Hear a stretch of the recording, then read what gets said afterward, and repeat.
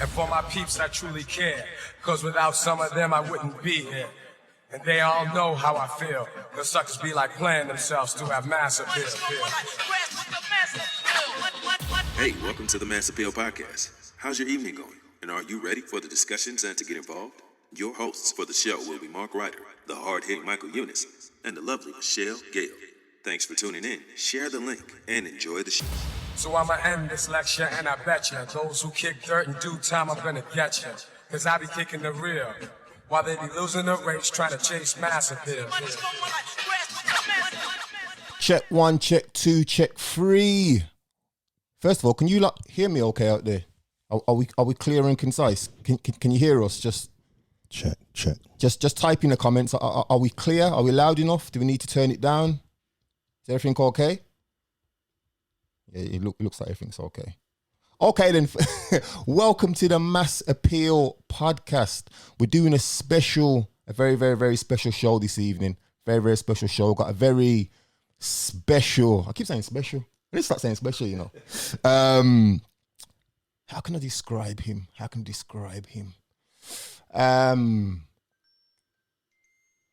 So I've just started my podcast and my son's decided to call me. Let me just get rid of him. All right, okay. And he knows I'm doing the podcast. That's the worst thing, you know. He's just being fast. Right, special guest in the studio. Would you like to introduce yourself, sir? Tanayah Sam. Wait a minute. It can't just be like playing like that. We need to season it up a little bit. Give me a second.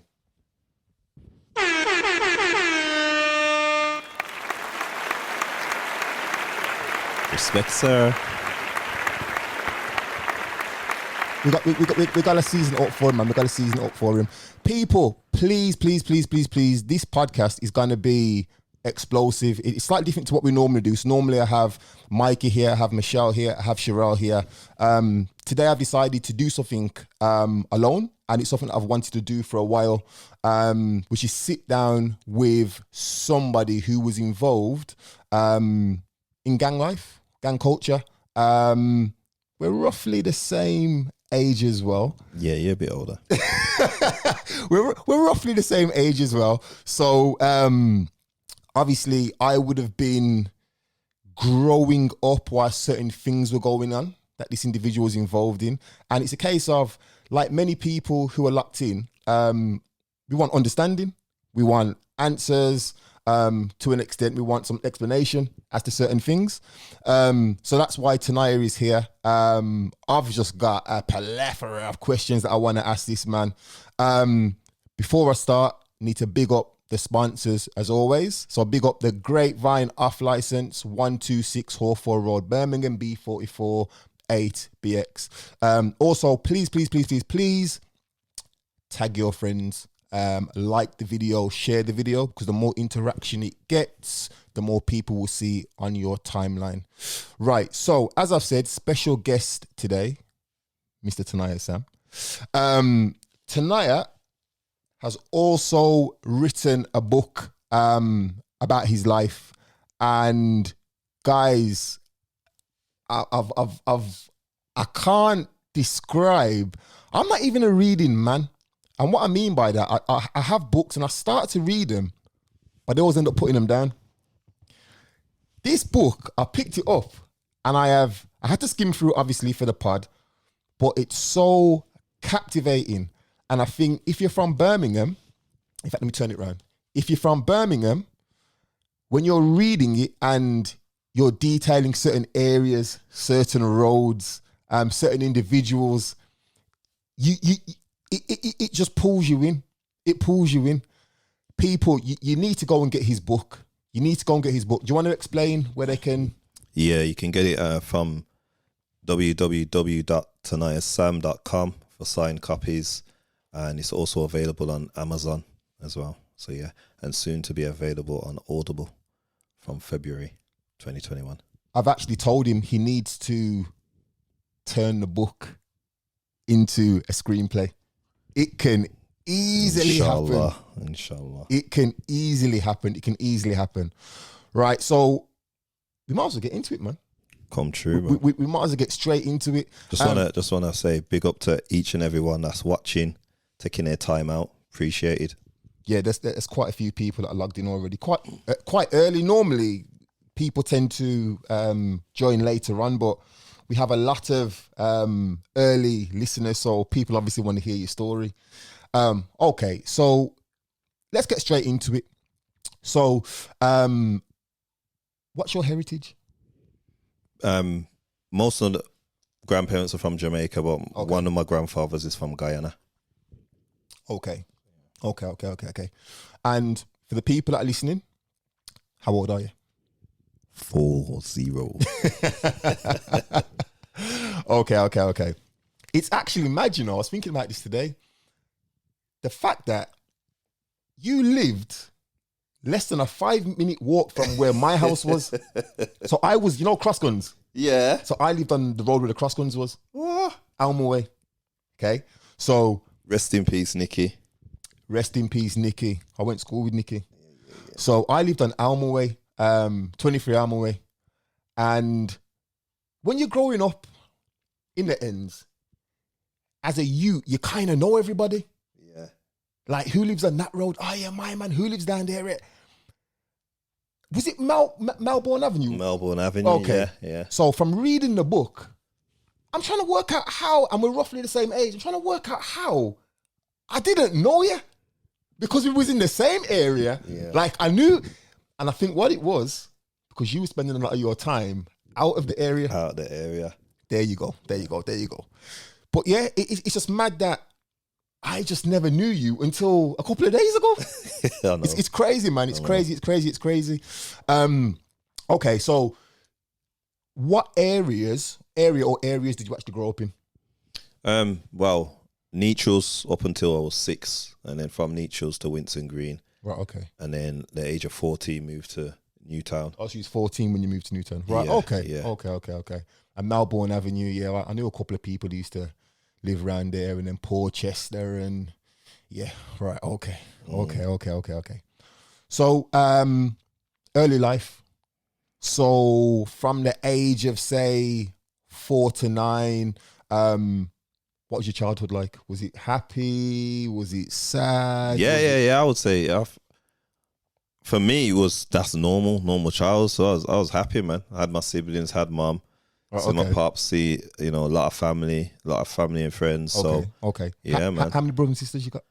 I've got in my household. There's 4 of us. Right. Okay. But altogether there's 7 of us. Okay. And what's the split in your household? I'm the oldest, and then my brother, shouts out to Nashi, turned 37 yesterday. Shout out to Nashi. And then let me give him the air horn. Shout out to Nashi. And then my other 2 sisters, I don't even know their ages, but they everyone's in their 30s. Right, okay. So everyone's big people. Yeah. All right. Okay.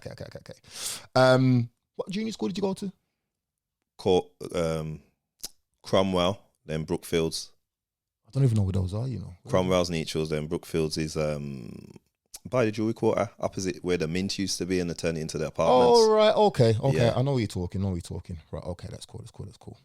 So did you grow up with, is in your household, was it both your mother and your father? When we moved to Winson Green, It was just mom. Right. Okay. And I mean, you've said, so you moved to Winson Green, it was just your mother, but prior to that, you're saying it was... Pops was there. I remember Pops being there. Right, okay. Those were the days when I had dreads. You had dreads? I need to see these pictures, I need to see these pictures. Dreads still. So did the dynamic in the household change in any way? In terms of... not that I remember. Right. Not that I remember, really. Okay. Now, I always ask about dynamics because I'm a firm believer that shapes us. Mm-hmm. So, I mean, what do they say? Nurture versus nature. I think that's the term. Yeah. Whereby how you are, how your parents are with you shapes you in a certain way, but also it's also in your DNA. Yeah. Do you know what I mean? And to this day, like I've had to, how can I put it? I've had to reel certain things back because my mum was militant. Mm-hmm. So because she was militant, that's installed in me. Okay. But just through being a promoter, through being a DJ, it's all like public relations. So you can't be as you are. Are you big on health and safety? Why'd you ask that? Why'd you Just ask saying, that? because you're militant, and me, I'm like, anything the kids are doing, I'm always looking for danger. Okay. And that's like something that I can't get out of me. Right, okay, I see where you're going. And when we'd work, everything, I'm always looking for danger Right, okay. first. Yeah, I think with me, it was just more quick to lose my temper. You're a hothead. Quick to lose my temper. And also, again, because there was no father figure in my household, I'm a believer that as a man, you absorb a lot of feminine energy. Because it was me, my older sister, and then my two younger sisters come along. So I'm in a house as a man, just surrounded by females. You get me? Yeah. So yeah. Okay, that's cool. So as a young child, again, say up to the age of say 9 years old, would you say you was a good child? Was you? Yeah. I was getting into football them days, so Okay. it was Little League and Okay. Liverpool. I was a Liverpool man, you know. John Barnes. Yeah. Come on. All day, John So, Barnes. Liverpool. So yeah, man. Right, okay. So there was no, because I can remember from junior school, I went to William Cowper. Mm-hmm. So there were some characters in that school, and not for the youths were bad. Then they went senior school, and they were bad. Then they left school, and they were bad again. So there was almost like, there was like a pattern. But from what you're saying, Yeah. everything was relatively sweet. It was calm, man. Doing your football thing, nice dynamic at home. Yeah. Right. Okay.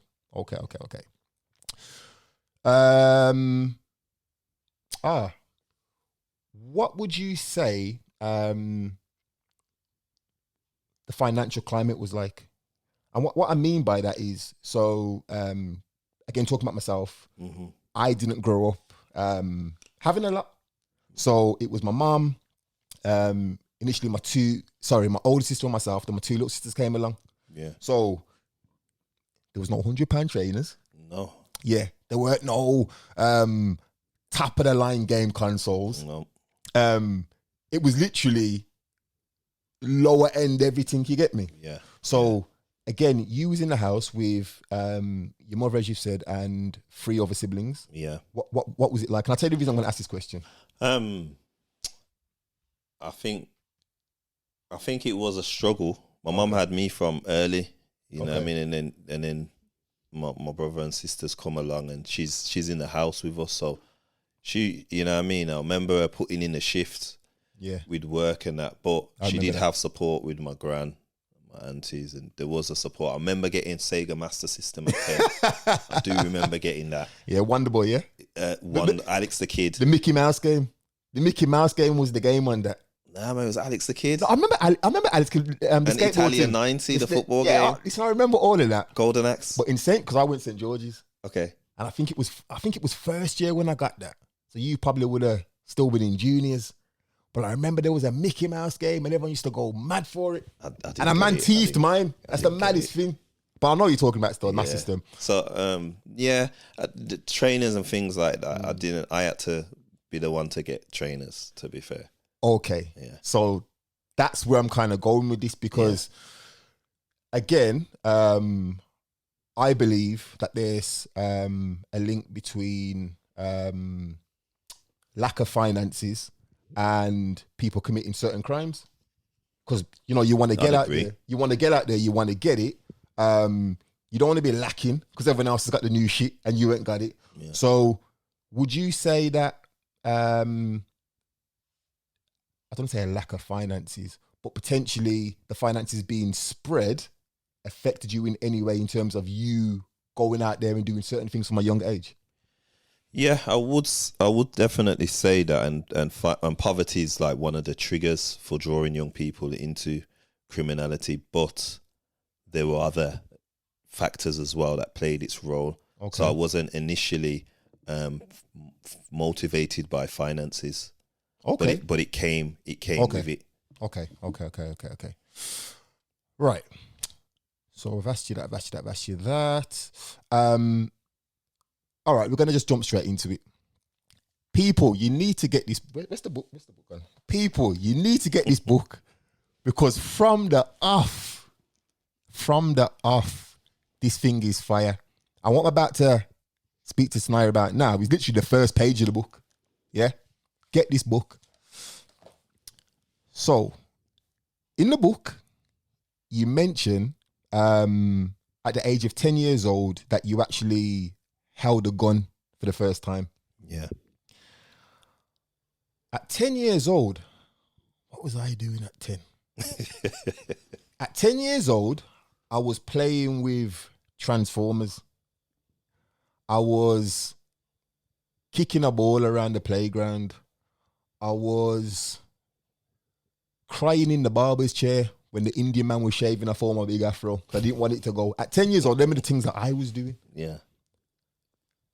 At 10 years old, you was holding a gun. Yeah. I mean, I was doing the same thing, but I think it was a one-off scenario where, not to justify it because I don't want my 10-year-old children experiencing that, but it was me being fast. So it was a fast youth, and I used to, because I'm the oldest of the generation. Yeah. I always used to have to look after my cousins. Okay. And so I'm trying to watch a movie, but I'm also being fast and just looking around. And yeah, I remember holding it. It was black. It was a Matic, and I just remember just holding it and just put it back, and that was it. Yeah, and I'm trying not to give away too much of the book, but I remember reading that bit, and it resonated with me because I was the same. Be it in my house or another family member's house, I was always rummaging. I was always rummaging, looking for something. Do you know what I mean? So when I read it, it was just like, Mark, that sounds like you. Because it's the same shit that I would have done. But it was the bit afterwards when you said you went downstairs and you was trying to wake up, and I was reading it, and from that, I was just like, Mark, that is you. But you know what? My cousin held it as well. Okay. So but I didn't know. So the same individual, you was waking up. Had held it as well. Okay. Because I like the way you worded it, that you believe that he knew nothing about it. Yeah. I don't know what time, how far after, because he's read the book and he's like, he held it. So you only just find out when you read the book. So he's held it as well. So right. Okay. But he didn't go down a criminal path.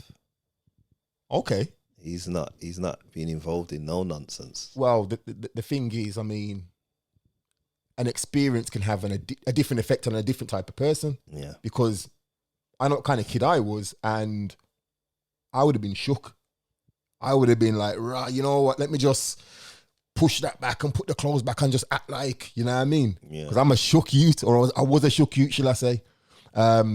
So, I mean, yeah, I think it just depends on the person's makeup as to how it would affect them. Yeah, for sure. Okay, so you've obviously held the gun. Was you looking at yourself in the mirror or something like that? Yeah, there's a tall mirror. Okay. How did that change you? I don't recall it changing me, It's not something that plagued on my mind. Right, okay. To be fair. Okay. Yeah, I genuinely don't think it. Because I'm looking at it, I'm thinking, right, like, that. And again, I'm just talking about me. Like, that probably would have planted a little seed in my head. Just for, probably subconsciously, innit? Yeah, subconsciously. Yeah, just to know that, you know something. I later grew up to wanting to, having a little liking to them thing there. But yeah, because I'm thinking it's like, it might just plant a little seed and you just think to yourself, you know something, I'm the guy now, I ain't got a beard, I ain't got a mustache. You know what I mean? Like, I can't drive a car. I'm a younger, but I'm the guy. Not at that time. Nothing at all? Nah, I don't recall any. Right, okay. Any of that not affecting me in terms of school, not affecting me in terms of behaviour at home or. Nah. Oh, okay. Just a quickie to the people that are locked in on Instagram, because we're streaming on Facebook and Instagram at the moment, to all the Instagram people, this is only going to stream for the first hour. So after the first hour, if you're on Instagram, you're going to have to go over to Facebook. Don't ask me why, it's just the technicals of Instagram. And I don't want to keep stopping and starting the interview. So if you're on Instagram, after the first hour when it cuts out, you're going to have to go over to Facebook. And what you need to be searching for is the Mass Appeal Podcast Group with a number 2 on the end. So just search for that, the Mass Appeal Podcast Group 2. Did I say that right? The Mass Appeal Podcast Group 2. And you'll be able to view it. And in all honesty, the quality is much better over on Facebook anyway. Right. Okay. So the sound system. Yeah. Black Heat. Big up everybody that's been involved in the sound days. Black Heat. So you was a sound man. Yeah, man. Right. Okay. 100. Right. Okay. So still shaking it off now. Who? Because again, the hierarchy of a sound system. I've never been in a sound system. Yeah. I just see about 10 man. 10 man. Everyone's wearing the same t-shirt and everyone does something. So what was your job in the sound system? Well, it's me and Danger D. We founded Black Heat. Big up Danger D. Okay. So we founded Black Heat. I was supposed to be the mic man. Okay. Danger was the selector. And then we had, rest in peace, Seaview. We had Slaughter P. Okay. Errol, Anja, man. Big up Image. Image. Why do I know that name? Yeah, man. Image was around. I know that name. Big up Carl, big up Clayton, big up OG. They were all around as well. Okay. Because there's too many names to mention for the book, you get me? But these man, I can't, they were present. They was around at the time through different stages. So, yeah. Okay. So you founded the sound. Yeah. Right. Danger. Okay. Again, I like the bit in the book where you talk about the sound clash. Oh man, that has brought back some memories for some people, man. The way you broke it down, described it, man, like even to like your internal feelings and. You know what that is, yeah? If we could have recorded that, if we had like a visual of that, that's like your what you call it? What's Jammer's thing with the grime? Oh, Lord of the Lord of the Mics. Lord of the Mics. It's kind of a similar to young people and getting together, and it's something that they've created. Yeah, and they're pitting against each other. You know what I mean? So to me, back then for Birmingham, and I know for the Midlands, like youth man's having sounds that's it's equivalent to now where we see like OFB, HRB, iCity Crew, and all these. It's just but it was just a different genre of music. I can remember, and we spoke about it. Was it the last podcast or the one before? Where we were just talking about the sound systems. Yeah. And them time there, I was actually in to my bashment, believe it or not. Okay. So I was there with my bullet hole jeans, cartoonies, my jacket with the bullet holes in the back. You know what I mean? Reggae Hits Volume 1 and all them thing there. I was into it. Mm-hmm. Like. You was talking in the book about the one of the tapes that you had, and Bodyguard. I think so, yeah. And I was thinking, but something for me it was Silver Hawk. Them times, you older ones say Silver Hawk. You know what it was? The Silver Hawk. I had the Billy Ocean dubs, man. The Billy Ocean dubs used to kill it. Yo, shout out to Billy Ocean. Yo, the Billy Ocean dubs used to kill it. Silver Hawk was my sound, you get me? Yeah. But I can recall when we used to all, and this is secondary school times, so we're like, I'm trying to think, we were about 13 maybe. And we used to go to the house parties. Yeah. And the maddest thing is all the house parties, well, the majority of the ones that we went to on Albert Road, Aston. Mm-hmm. And we was actually touching on the gang thing when we was talking about back in the day. Yeah. Because you'd be in the house party and who potentially would be considered to be the main guys now. Yeah. We were all in the house party together. Yeah, that's right. So there was Aston, Newtown, Lascelles, Handsworth, Winson, Green. Yeah. We was all in the dance together. Yeah. And it weren't a thing. And then literally 2 years later, everything changed. It was mad. But yeah, there is someone who I don't know. He probably never taught, because Brum, we tend to be hush any. I'm the first one to kind of go more public with it as such. But even just like the history of the ones that came, like your Burger Bar, and stemming from the sound and how that came about. Like I hope one day he talks, because it's really interesting. I hear that still. The story to, I hear to that hold still. that. I remember whose sound was Young Stone Love. They used to kill it. Young Stone Love was Young Stone, Young Wiley, Bonnie G. Yeah, man. Big up, yo. They was a rough sound. They were the Premier League, innit? Trust me, I remember them from back in the and day. whichever sound Tyrone Melody was in. Tyrone's because he had many. Junior Bubbler, yeah, Young Generation, and Ghetto Rock. yeah. I remember. They were Premier League, man. Yeah, I remember. I'm sure Danny D on the Danny mic. D, yeah. Danny D on the mic. I'm sure he was with Tyrone. He was. But yeah, them days are sick, you know, man. bro. It was rough. Them days were sick. And you would go to see. I didn't go to the Albert Road dances, but I remember like at Greens, Winston Green Community Centre, in the house parties, and then going to Wallace Lawler, Summerfield, and I remember at Handsworth Leisure Centre as well. So, quick question: why didn't you go to Albert Road? I don't think I was like really on the scene. I weren't on the scene then, because that's like you was what, year 8, year 9. I get confused with all these years, you know. I just remember first year, second 13, year, 14. Yeah, third year. So I was only going with my dad. I was only going dances with my dad. I only asked because you said Wallace.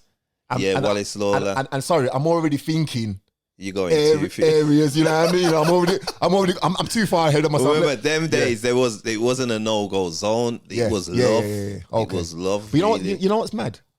To this day, I never went to the Winston Green Centre. Oh, serious? Never went there.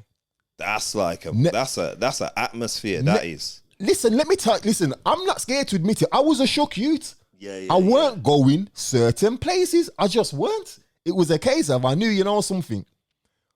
Because I've got a temper, I don't want to put myself in a position where my temper comes out, and the next thing I know, it's not a good look for me. Yeah. So I'd rather just not be there, if that makes sense. Yeah. I've always been like that. And it's mad when you think about it, because I do parties. Do you know what I mean? But it's a case of I just rather not put myself in that situation. What secondary school did you go? St. George's. Oh, yeah. Okay. Went St. George's. So in the book, you describe an incident which took place at the Winston Green Community Centre whilst you was playing. Do you remember that event where you said some guys came in and it was a madness? Can you just describe? I mean, I'm not going to go into too much detail because I genuinely want people to buy the book and read the book. Okay. But I would say that's like the early days in terms of Birmingham now having black British youths having been in a gang but having gun and utilising the guns, because in terms of gangs is nothing new. Birmingham's always had gangs. We've been entertained by Peaky Blinders. Yeah. You know what I mean? So there's always been gangs, but in terms of this emergence of black British youth that are formulating a group and are doing criminal activities towards other people within the black community, and they're using violence to the extent of using firearms. This is the new phenomenon for Birmingham. Yeah. So those individuals there, and at that point, the conflict wasn't more so against other black British youth. It was more against yardies. Yeah. You know what I mean? Because there was a lot of animosity built because of incidences that had taken place to some of those individuals. You know what I mean? So there was that animosity was building, and it kind of spread amongst the rest of us. Yeah, it's mad because I read that bit and I can recall being in school Yeah. and hearing of that very same incident. Mm. And the things that I heard just weren't good. Do you know what I mean? It just weren't good. And again, you've just mentioned about the guns. I was like, guns? What you mean guns? Yeah, big. Because prior to that, it was fighting and knives. Yeah. If you take it back to say, let me think. Let's say the early 90s. It was all about who could fight. And there were 100%. certain men from certain areas who were just the knockers and nobody messed with them because you're not going to beat them in a fight. Yeah. Do you know what I mean? Yeah. And it was always the toughest in the school. the toughest in the toughest in, exactly. It was all about who the toughest was. And it was just like throughout secondary school, I just saw the transition away from who could fight. And obviously this was happening outside of school, so not in school, but it was from who could fight to who would use a knife to who was letting off shots. And that's a 5-year period. Yeah. You know what I mean? That's from like late 80s, early 90s. And it was just a madness. But that was so crack cocaine. So the introduction of crack cocaine coming in because prior to that, they say 88 is the 1987 they say is when the first piece of crack was found in a property in England, which was in Handsworth. So I didn't even know that. So that's what they say. And the first murder was over Stonebridge Way in 1988. Stonebridge, London? Yeah, which Right, was okay. crack related. Okay, so when enough of the man that were coming from overseas, they had already been versed on crack because of the island Jamaica, Right, okay. because of America, some man coming from America, and then also they've seen a different level of violence, so they're bringing certain things over here, and yeah, man can fight, and man got knives, but man would just, a slim ass dude would just back out a strap and pop after you. Yeah, I hear that still. So people had to adjust, and then there's individuals that had got shot. So adjustments had to be made. It's mad that you've just laid it out like that. I never once thought of it like that. Yeah, Never. It was just a case of. and then some individuals started using using the crack in the spliffs, and then people were popping E's, and so all these things, the dynamics just changed, and it went from the dancehall bashment, and then it was more like we drifted to the drum and bass. Drum and bass. It's funny you just mentioned drum and bass because I can remember at 16 being in Institute. So Institute used to have the Friday night. I can't remember what it was called, but it was a drum and bass night we should take place in Institute. Yeah. And I can remember being in there and walking right behind the stage. And it was like, this smell just went up my nose and Boy. into my lungs. And I was like, yo, Yeah. nasty taste. I'm like, what is that? Yeah. My brethren's like, yo, because they're smoking crack. They're smoking crack in the dance. You know what I mean? Mm. So what you just said there was 100% correct. You know what I mean? Because again, I went from liking my bashment. Hip hop's always been my favorite, by the way. Mm-hmm. But in terms of going out, liking my bashment, then going to the drum and bass. Yeah. You know what I mean? Yeah. Then obviously onto the garage, whatever. So And the drum and bass, it just like, it just draws a form of energy, because that's what music does, and it brings out emotions. So the drum and bass just brings out a different type of energy, and this is a time where man are grouping together. They've got their clique, little bit of money's being made, and remember, with enough man that was involved in the gangs back then, or I say crews, man involved in the crews back then. They were kind of invisible until I was an individual that was invisible, and then once you're with your crew, people start noticing you, and your true. ego is getting stroked massively. You know, and it just brings certain things. Yeah, I agree. You know, I don't even like that word gang, you know. And Yeah, the reason I no. don't like it is because the reality of it is, for a lot of people who are in these groups, bubbles, whatever you want to call it, it's a family thing. That's exactly what family- we was. We was family. Yeah, it's a family thing. It's not necessarily you're out there on a badness tip initially. Because when I think about it, I've been in gangs, but we just never had a name. Do you know what I mean? So I don't even like So that. the group of you, isn't it? A little crew. Yeah, I don't even like that word. And do you know something that we didn't mention right at the start? So again, apologies, people. Well, actually, two things. Yeah. What gang was you part of? My gang was Badaba. Right, okay. And something else which I think is very important.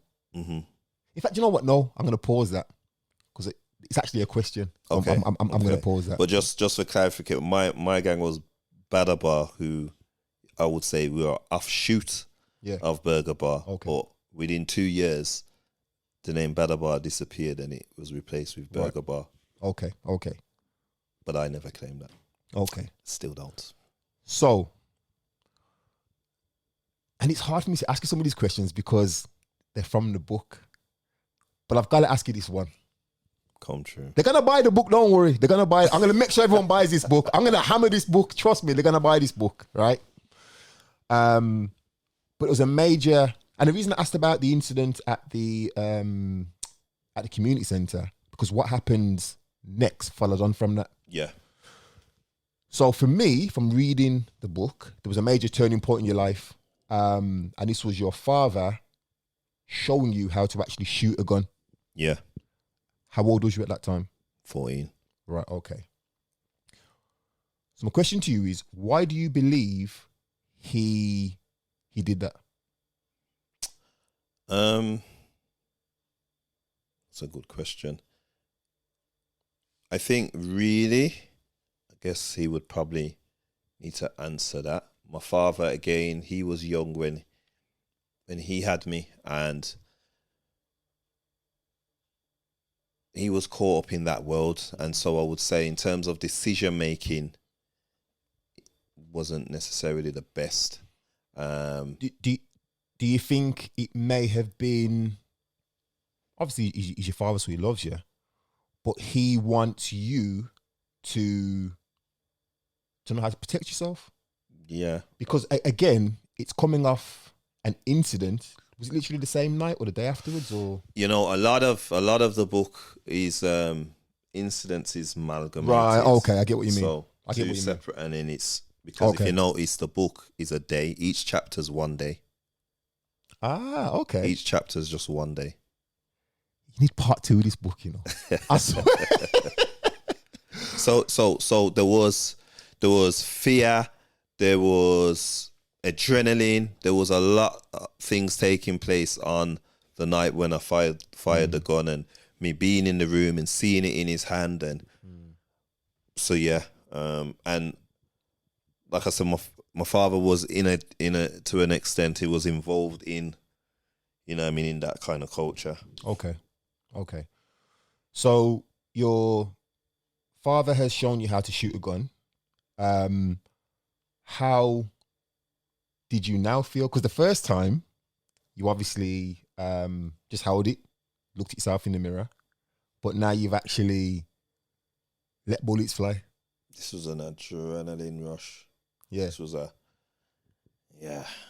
Okay. Yeah. So this affected me. This I was gonna this rocked my world. Yeah. It rocked this time now. It rocked my world, Right. because of, you know, what I'm seeing. Because when this happened, well, it's not explained in the book, but we are experiencing during, I say, within the 18 months within this. We're seeing more deaths. We're hearing about people that in our peer groups are dying. Yeah. Whether it's through intentional by another individual, or it's a car accident or so. We're hearing about people dying. We're hearing about people being shot in relation to the, you know what I mean? Because the Yardies were having their conflicts within the city. So certain people, you know what I mean? Elders were being shot. There was my ear was close to I was hearing things, and as well as being fast, I had big ears around adults. So I was hearing a lot of things that were, you know what I mean? So the city was changing. Yeah, okay. The city was changing, and yeah, I guess I kind of rolled with it. Okay. So after that happened, how you was 15, sorry? 14. You was 14. Right, okay. So after that happened, how did you transition into being a gang member? What I mean, again, what I mean by that is, because I hate the word gang. I don't. No. I understand what your question is. Yeah, I totally understand. Because for me, I've still got the same friends I had from when I was a younger. You know, my best friend just lives around the corner. In fact, he met his wife at one of my parties, believe it or not. Wow. But I said that there was a time when we still are. We're a family. We used to go out together. Yeah. If there was a fight, it was all of us fighting. Yeah. You know, if he was making money, whatever it might be. Do you know what I'm trying to say? Yeah, which falls under the gang in today's. Yeah. But So- we know it's not. So what I'm getting at is it a case of this was the people who you ended up being in the crew with were friends, family? How did it all happen? Yeah, I mean, you know, sound systems. So you could say like there was, for those of us away from Handsworth. I said those of us away from Handsworth that were setting up sound. So we had Spring Hill, Ladywood, Okay.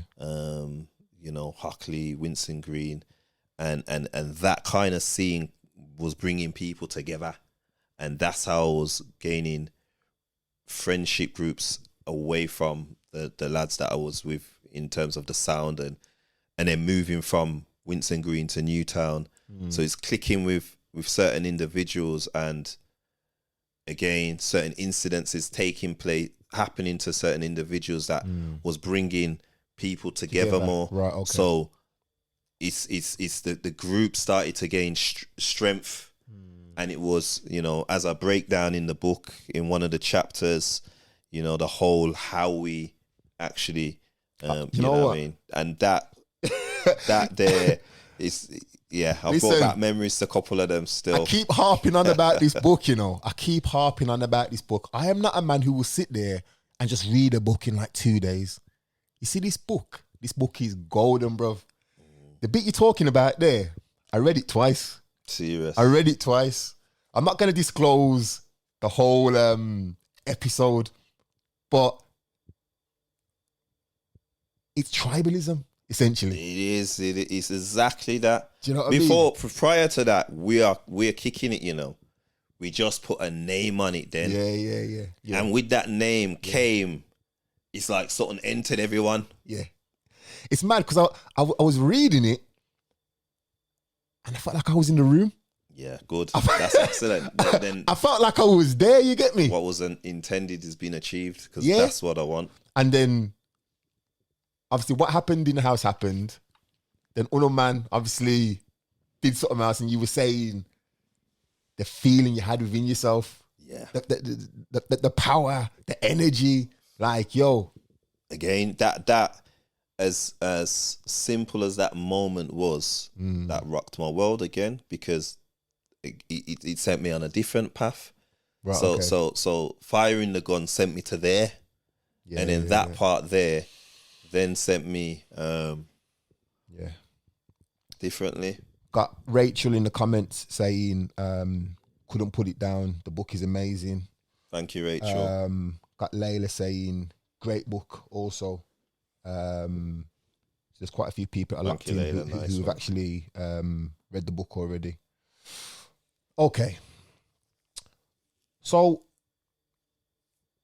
your crew is now formed. you kind of answered this, but I'm asking anyway. So your crew's now formed. You've got your name. You're making sure everybody knows this name as well. Oh man, my gosh. You're making sure everyone knows this name. What was the crew's ultimate goal, ultimate objective? There was none, you know. It was about us being together, you know what?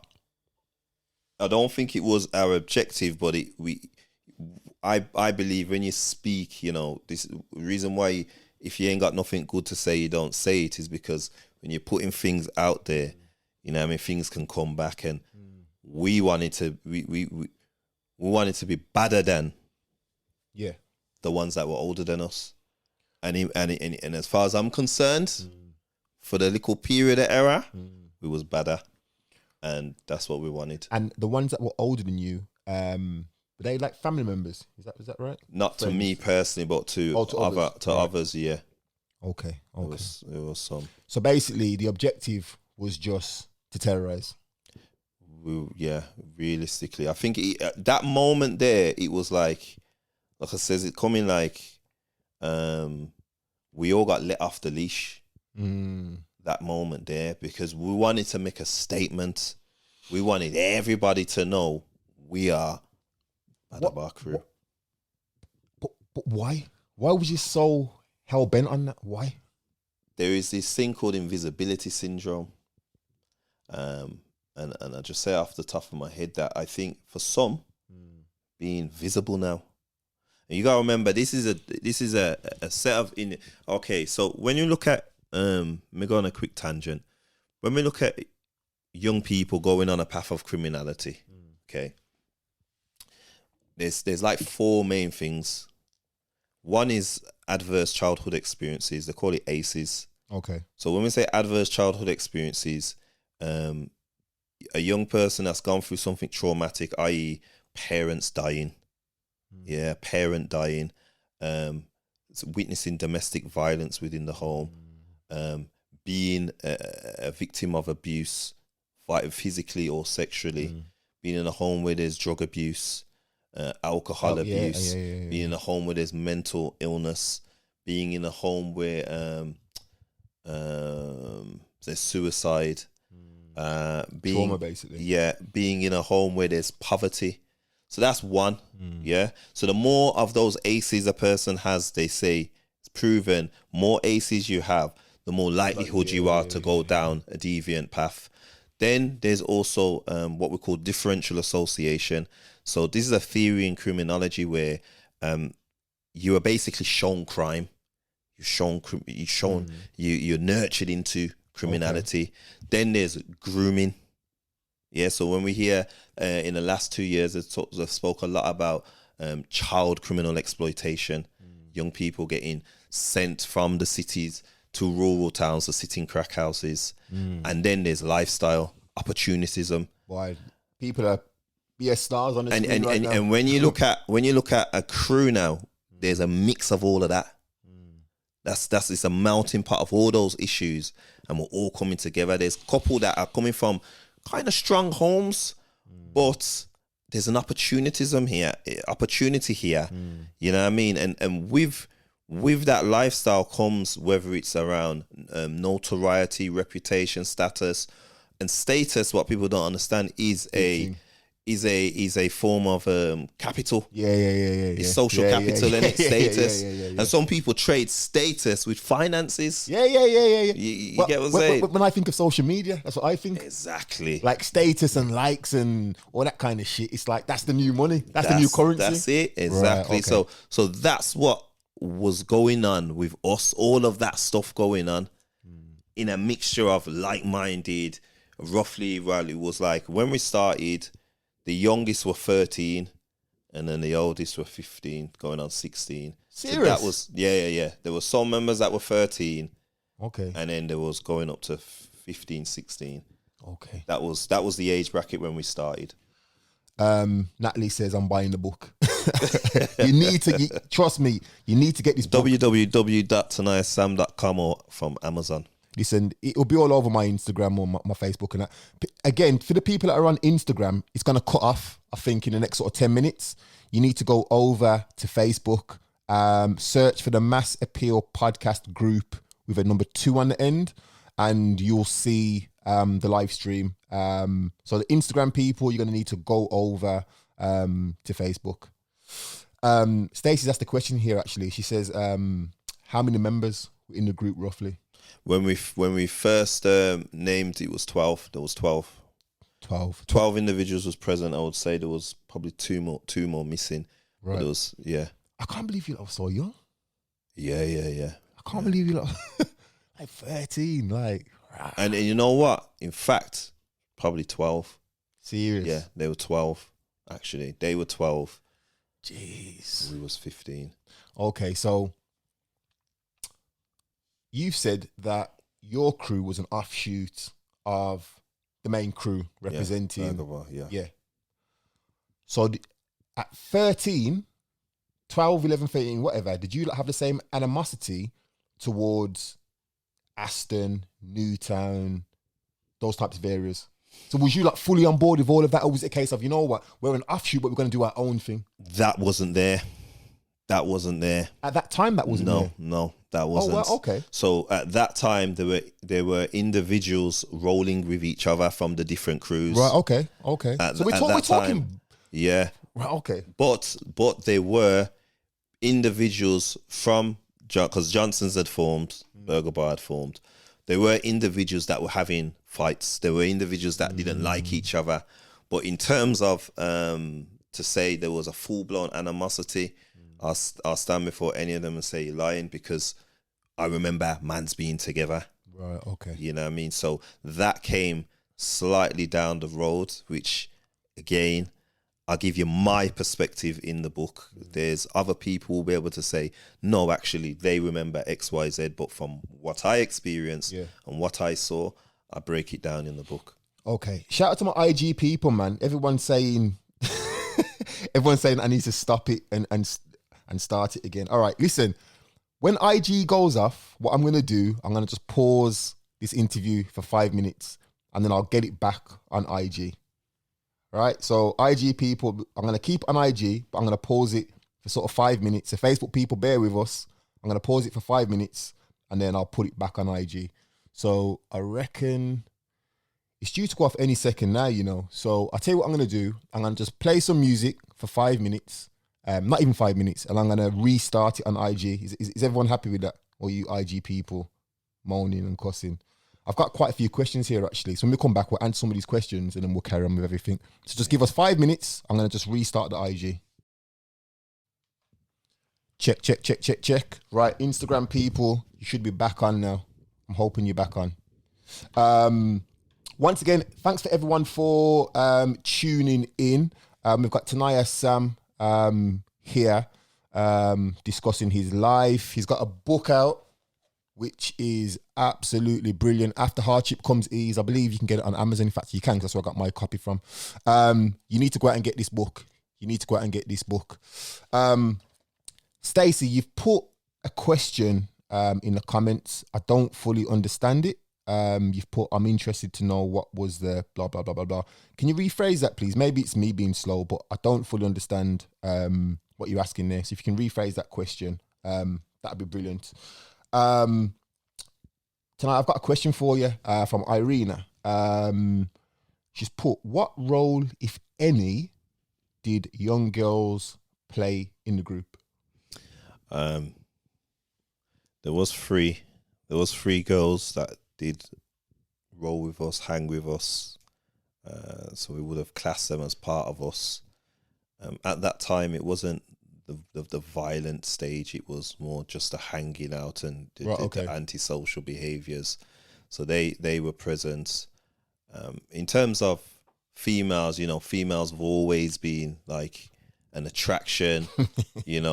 Guys, puffering up to try to attract the females. And I'll tell you, with that life, being in a crew, it brings females, and females who wouldn't necessarily be interested. Oh, you're so and so, and then now they become interested. So, and then you females would be used to basically Carry things. hold Right, things. So yeah, but they was, I would say it was like they were a only for the purpose of use, and then Right, okay. to be put to the side. That was Okay. kind of the, you know what I mean, Yeah, the yeah, unwritten yeah. word at the time. Okay. All right. Stacey's question is, what were the main reasons the boys ended up in the group? Like, was it due to adverse childhoods, lifestyles? We kind of covered that, didn't we? Yeah, it was. Most of us would have come from ACEs, you know, had suffered ACEs. There is the likewise, you know, the nurturing of criminality. I wouldn't have said there was grooming. Not from us as a clique. Okay. There wasn't that grooming element. Opportunism, there was not even really, so to speak. They were more the hang-ons. But for the core group, it would have been more the first two that I mentioned. Okay. So you mentioned grooming. Would you say that you were groomed into criminality? I would say that I was more nurtured Okay. into criminality. Is the grooming is more of a thing where the person's trying to take benefit by you going into, by you doing X, Y, Z, they're taking a benefit from it. So where we're seeing, which is, you know, it's not cool, and in fact it's disgusting, because there's some people from my era that are doing it, and they're getting young people, and then they're grooming them into doing stuff on road to then take up their conflicts, to take up their battles. So enough of these youths that are running around, they got groomed by the elders, okay, and hence why this conflict, all it does is it changes names, but it's the same conflict. It just changes names, and a lot of the times it's because the youth got groomed on both sides. On both sides. Then there's the youth, you know, school kids, and within my work, which we'll get to later, I see all the time young 12, 13-year-old kids being groomed to go and sit in a crack house, and they're disappearing without mommy knowing, without daddy knowing, and they're going into these crack houses for 3-4 days and then coming back and having to pay the person who's groomed them. Yeah, so it's a mad thing, you know, because the amount of times you just saying that, the amount of times I see people on Facebook and they'll share an image of a youth, of a kid missing. Like, I haven't seen my cousin for 2 days. Yeah. And I'm looking at this. And they what, pop up. What you've just said to me, maybe I'm not thinking to that extent, but I'm thinking to myself, you know what? There's some madness going on here, and that youth's involved in it. Because more time, you go in the yard and sleep, you know what I mean? It is to that extent. There's no, you know, not filtering it. It is to that extent. And some of the times, it is mum's boyfriend who she's introducing to the yard, which we've had these cases. Okay, so there's some of that nonsense going on. It could be the family friend. It could be the cousin, as well as the guy down the road that's on the corner in the nice whip. That's, you know what I mean, buying the kid chicken and chips. Yeah. And, you know, so I say, man, it's, and again, I know it can still happen, but it's so important that men raise our kids. I'm not even going to say our sons, we raise our kids, because we are the cause of so much of the fuckery, pardon my French. Like, girls having daddy issues because daddy weren't there. So they're looking for love from the wrong place, from the wrong source. And then boys not having a father figure to look up to. Yeah. You know, so they turn to their other family, their friends. But as we know how that can end up. Because if you look at, let's go back a bit. So our generation, our elders are descendants of Windrush. Windrush is coming over to rebuild the country, and there's a lot of job opportunities, and some of our grandparents went back. They done very well. Shouts out to my nan, she done very well. And they went back and they built their, you know what I mean, their home and businesses over there. Some stayed, But then the children, because enough of the children were coming, some of the children were being left in Jamaica whilst the parents were coming over. That happened with my mum, I think. So it happened with my dad. So these things are aces to them. Okay. So I didn't even think So of it. when they come over, they come over when job opportunities ain't really running as such. Because by now the English want them gone. Okay, so what's happening is they're dealing with the racial prejudice from the police, or there's the racial tension.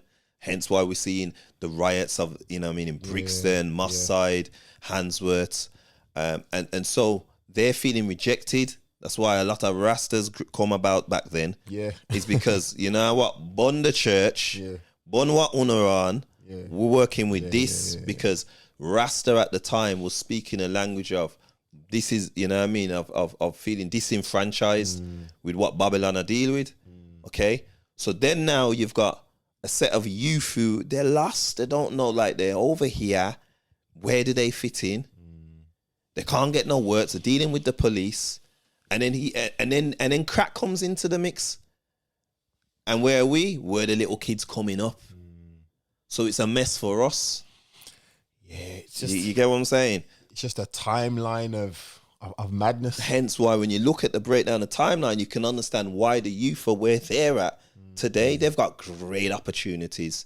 The youth, they've got great opportunities, but the obstacles that are there and the powers that be that are trying to push and pull them to nastiness and evil. We're dealing with corporates, but we'll come to that later, man. Yeah. There's quite a lot of questions here. I'm gonna come back to them. So Rose, I can see your question. Got Sabrina saying, yes, that ancestral stress and trauma. Big up Ashley saying this is such a necessary conversation. Again, guys, can you just share the live, man? I want as many people as possible locked into this, and that's the same for the people on Instagram as well. Just share it to your friends, man. Let's get as many people as possible on here. Okay, so going back to some of these questions I've got, and I've always wanted to know this. I think I kind of know the answer anyway. So the media have little understanding about the origins of black Birmingham gangs and always run with the narrative that the rivalry is to do with drugs and money. Would you agree or disagree, and why? I would say that it potentially plays a role. It would play a role. I'm going to speak for me. Okay. And my peer group. And drugs and money what was taking place was, there's a couple incidences where because I'm in Newtown, innit? So man are coming to link me, possibly coming on their bike. That's crazy, Possibly coming on their bike. So you're not leaving with their bike. So you're essentially living in what would be considered enemy territory. Yes. But at the time, the rivalry wasn't at its height. No. Right, what it is where you from, bruv? Like, them man ones don't know you. Because these times man are getting involved in criminality. So those guys in Newtown, them was on street robberies. You know what I mean? So how old was you now? What? It's 15. Yeah, All right, 15. So I'm just trying to work out how old I was then, so I know the era, right? Okay. Yeah, so we're looking at 95. We're looking at 95. Yeah. You know what I mean? 96. Man's are coming, making a link with me and potentially going back and not having their bike. So there's animosity here. Right, okay. That's not like, and it's not like the main guys from my group. Yeah. But it's man them still. We're still calling them man them, but it's not main guys. So they so this is creating a tension. Okay. And as I break down in the book how it started, and I remember clearly there was the 24 hours of me and someone else, and what happened to him, and what happened to me, and then the link up, and then and from there is when, to me, that's when it was directly a us v them. Now, are you talking about your crew, or the elders as well? From the other crew, I'm saying both, because Of what happened to you? No, because what happened to one of our elders Yeah. happened the day after what happened to me. Right. Okay. So what happened to you is in the book, isn't it? What happened to me is in the book, Okay. and what happened to the elders slightly Yeah, mentioned in the book. Right. Okay. Okay. So that's how the two, because they acknowledged us. You know what I mean? They knew Badabar. They you know, the little young, but it wasn't till then. That's when it's like now you're starting to see man's actually moving together. Right. And okay. you know what I mean? So that's the starting of that kind of thing. So Right. Okay. where the youngers and olders is starting to disappear from that point there. I will say from that point there. But you're still living in Newtown. I lived in Newtown all through it. My mum moved from Newtown. My mum moved from Newtown like probably 12 years ago. 12. Okay. It's just it's crazy for me. So it's just crazy to think you was living in Newtown throughout all of that because of how violent this whole thing is. But you was rah slap bang. Because I lived, as I said, Crossguns. We was just kind of, it was Newtown, but it was like, that's Steps of Newtown. Remember, you know. now wait a minute. I'm talking about the people, the individuals. Okay. Right? Because, all right then, even though I'm from Newtown and I grew up in Newtown, lived there for 25 years of my life, I still had issues with people in Newtown. So what I'm saying is where I lived, we had our own little, said it was like 4 or 5 man, and we just kind of banded together. So Yeah. everyone would be outside one man's house, whatever. Yeah. But when it came to where you lived, I didn't really go over there Yeah. because I knew there was a certain man over there. Yeah. So I'm in Newtown and I didn't go over there. Yeah. I was a shook you know. So I'm No, saying. you was a sensible. Yeah. You was sensible, So- not putting yourself in harm's way. So what I'm saying is you are in the bit that I didn't want to go to. Because from there, I moved to Oxbridge Street. So you know where the flats are? That is ours. Where's Oxford Street? Nah, Newtown, where all the flats are. Oh, Tops. Tops. So I moved Shit. from Melbourne Right. Avenue in 98 Yeah. and moved to Tops. But why would you move to Tops with everything that's going on? Because mum is... Oh, mum moved to Mum's Tops. not interested in no street politics. She doesn't understand. She's not listening to me and my brother, and she's moving to Tops. Right. Okay. And Okay. it's just that. Wow. Okay. She's up by St. George's, isn't it? So, oh Yeah, my St. yeah. George's, bro. And it's when I moved up there, Yeah. that's when things are really popping, and that's when Yeah. going home is becoming more of an issue. Right. Okay. Although what started in Melbourne Avenue, but definitely up like Right. Okay. Tops was just political every time I went home. Shout out to Portia, my good friend Portia. Just purchased the book. Looking forward to reading it. Thank you, Portia. Big up Portia. So you're 15, 16 at this time when you move back up to Tops. When I move up to Tops, that's 18 now. You're 18. Yeah, right. yeah, Okay. yeah. So at 18. So it's on. By the time I move to Tops, it's on. Okay. So you're 18 years old. How are you now making your money? I'm on road, man. It's more time. It's hustling. Straight hustling. Yeah. Right. Okay. I'm not gonna ask you to get into the ins and outs of all of that. I was just more interested in because North Man had a little job and still did a little hustle on the side. But are you saying it was just straight road and that was straight it? hustling.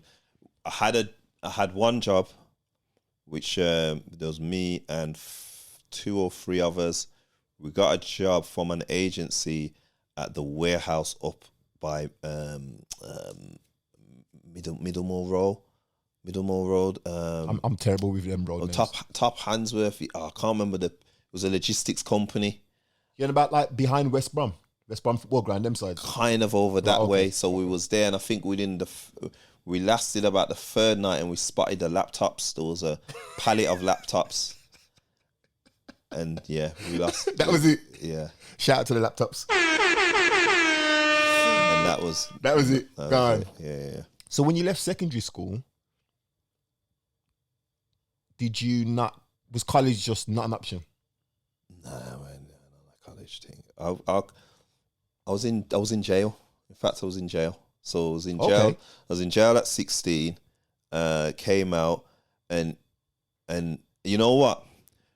I was looking on Instagram. Sorry to digress a bit. I was watching Instagram the other day, and I seen that rapper Rowdy Rebel come out, and I thought it to myself, but this was just like, nah, man. We celebrate in our communities. We celebrate someone coming out of jail, and I remember coming out of jail and everyone just being at the yard, and it's like it's. But if I had got my A levels, I wouldn't have had that. If I had got a degree, I wouldn't have had that. And every time I come out of jail, it's like you know what I mean? It's a celebration. So I just wanted to put that there. So 16, I was in jail, came out, and then I was back in jail at 17. And most of the youth, I remember was in jail. I remember going out, I remember going in. And when I say most of the youth, I'm talking from that side and that side, the two different sides. Because my nickname, I was given my nickname by a Johnson. What was your name? What was your old name? Tanayah Sam. Nah, Sam. Sam. Yeah, Sam. Okay. And then I had a nickname or something. Right, okay. But it was a Johnson youth that gave me my nickname. So we were all talking, we were all chatting, and I remember one time I was padded up in the same cell with a Johnson in '96, and he writ on the pillow.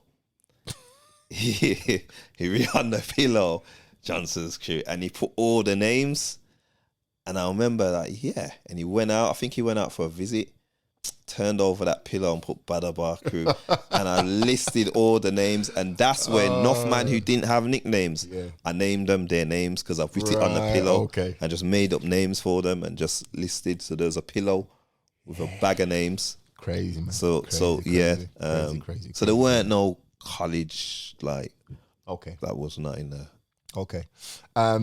Just to answer that question, the original question I asked regarding the way that the media paints the story of gangs, it's rivalry about money and drugs. Yeah, sorry. Would you agree or disagree with that? No, so it was more to do with conflicts as opposed to like this is because not what mans weren't making that type of money. If you get what I'm saying. So there was fights going on in jail. That's what was happening. I remember first is that man were dissing other man. Man from one crew were dissing man from another crew, and there were fights. But when they were fighting, no one was jumping in. It was one-on-one fights. That's what I remember. 96, there was one-on-one fights. 97, it was one-on-one fights. Or the rest of the lads are still talking out the window to each other. And then what's happened is there's the incident, as I says, where for me, you know, I want it again, another situation where mans who not really the main solid ones, but they're part of us, they got violated in the city centre. So man went to defend it. And by me being there, that put me into a predicament. And that's how I break it down. What was the result of me being in that predicament in the book? And then also because of the stuff that was going on in jail, one of the elders, and to be fair, a rivalry going on for some time with two families, then something happened on Lazar's Road, and that there sparked it. It's those two incidences within the 24 hours it happened, and then from there the whole thing changed. Yeah, it's man's no more. No, it's not a friend thing. That's it. It's done. It's on. It's you mentioned about college and saying that it wasn't an option. I'm not going to name names, but I remember going to college and certain individuals who would have been your elders were attending college with me. Guess what? I found out, this sick me to my stomach bottom. One of them who had such a great influence over us, and we all used to meet in a crack house. Okay. But he always used to come at a particular time. The reason why is because he was at college. But never told nobody. He never told nobody. Yeah. And he had the influence. Yeah. I was at And college. he didn't tell nobody. I was at college with certain man because I remember when I started college, I was doing my engineering and I walked into the common room. You see a man, and you're like, nah, that's bruh.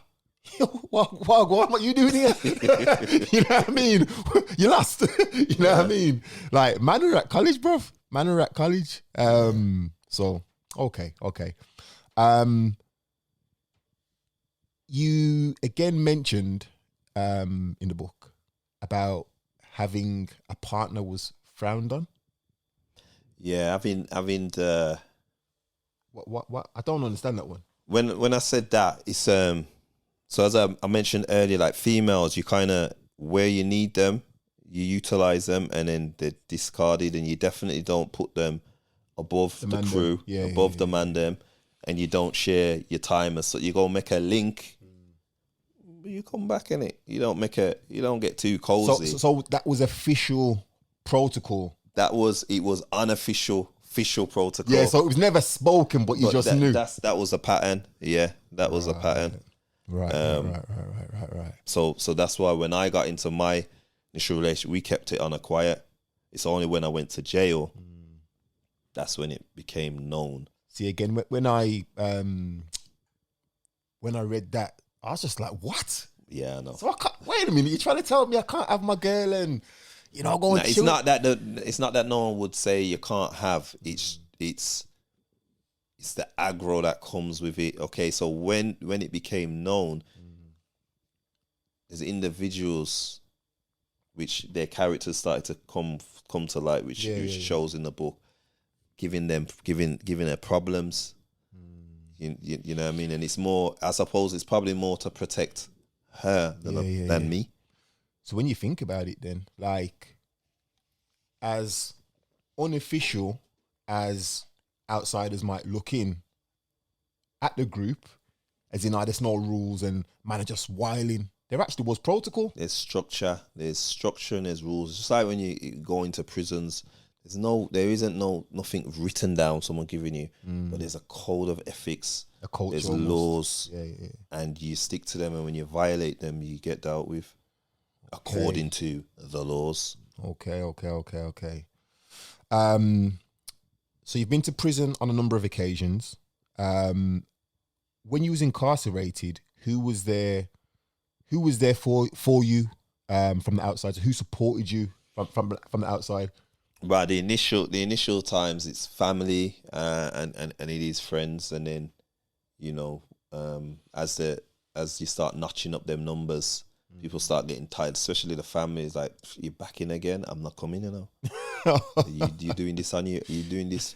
Want me to write you? I saying I'm not coming up there. So that time there, my girlfriend at the time was just rock solid, man. Just a rock solid person for me.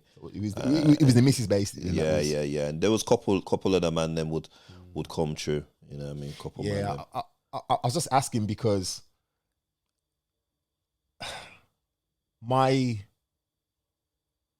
I'd think that, like, it's kind of what you've just said. Mandem will come initially, but then afterwards it's just like, man's in there and it'll be out in a year. You know what I mean? It'll be out soon. So, when he comes out, that's when we'll show him Wagwan and we'll, packing him up nice and whatever. I tell you, man, my greatest fear in life is going to prison. It's even more so now. It's worse now. Terrible. But it reminds me of, because there's a difference in jail in the 90s to the jail when I've gone on my final occasion. Okay. My final occasion, you have TV, you have kettle, PlayStation, innit? Yeah, PlayStation in some of the jails. Officers are not killing you. In the 90s, officers are brocking you up and killing you, and also they're injecting you. Injecting you with what? With the thing that makes you go insane. So there's some individuals that would to subdue you. Subdue you. So they're liquid. We would just always nickname it liquid kosh. They give you the liquid kosh. Right. And then what you would see is a man just, had a little confrontation. He's gone down the segregation unit, and then, you know what I mean, a week later you go to chapel, and then you just see him at the back just looking like a zombie, and you're like, yo, and you're trying to talk to them, and they're not responding to you. And then from then, they're in and out of, you know what I mean, psychiatric wards and being sectioned. And that happened to a few, man. So that's from the 90s, but by then it's already come to light. So they had to stop because doing that. Keeping it real, I've... See what you've just said there, I didn't even know that. But you're saying certain things to me, and you're making me remember certain people. Because I know certain man that went jail, and they came out and they were just completely different. But not completely different as in reformed, completely different as in withdrawn from our friendship, withdrawn from people. Yeah. Certain man didn't even talk the same. Yeah. And I'm just thinking to myself, right, it's just because you've been inside for like 3 years and rare-tear-tear. Yeah. But by the sound of it, man could have been getting that treatment right there. Yeah, jail's an intense place, and you know, we a lot of us wear a mask when we come out. A lot of us wear a mask on a visit. You know, you go through all sorts different experiences and different difficulties. You know what I mean, for each prisoner. Yeah, man, that's my anyone who knows me, man. My two greatest fears: going to jail and not having anything. The not having anything comes from how I grew up. And the going to jail, it's just I love my freedom too much. Yeah. Do you know what I mean? I love my freedom too much. Just today I was watching the world's toughest prisons on on Netflix. Yeah. So I'll watch it and I'm like, rah. And it just keeps planting in my mind, stay on the straight and narrow. You know what I mean? It's what you know, unless it's something in terms of you're prepared to sit down for protecting your family. The truth of the matter, especially for us grown men, because grown men, we are wiser to what was taking place in the 90s. There isn't an excuse to go to jail for money. That's just my opinion, but that's from my experiences. I don't think there's an excuse now. Tarn Brown has put, makes sense how some people were never the same when they came out. Same thing. Stacey saying, I've worked in prisons. I didn't know that injections were a thing. 90s, yeah. It's actually, you can find it on Google as well. You can find it. Yeah, I knew nothing about that, man. Nothing about that.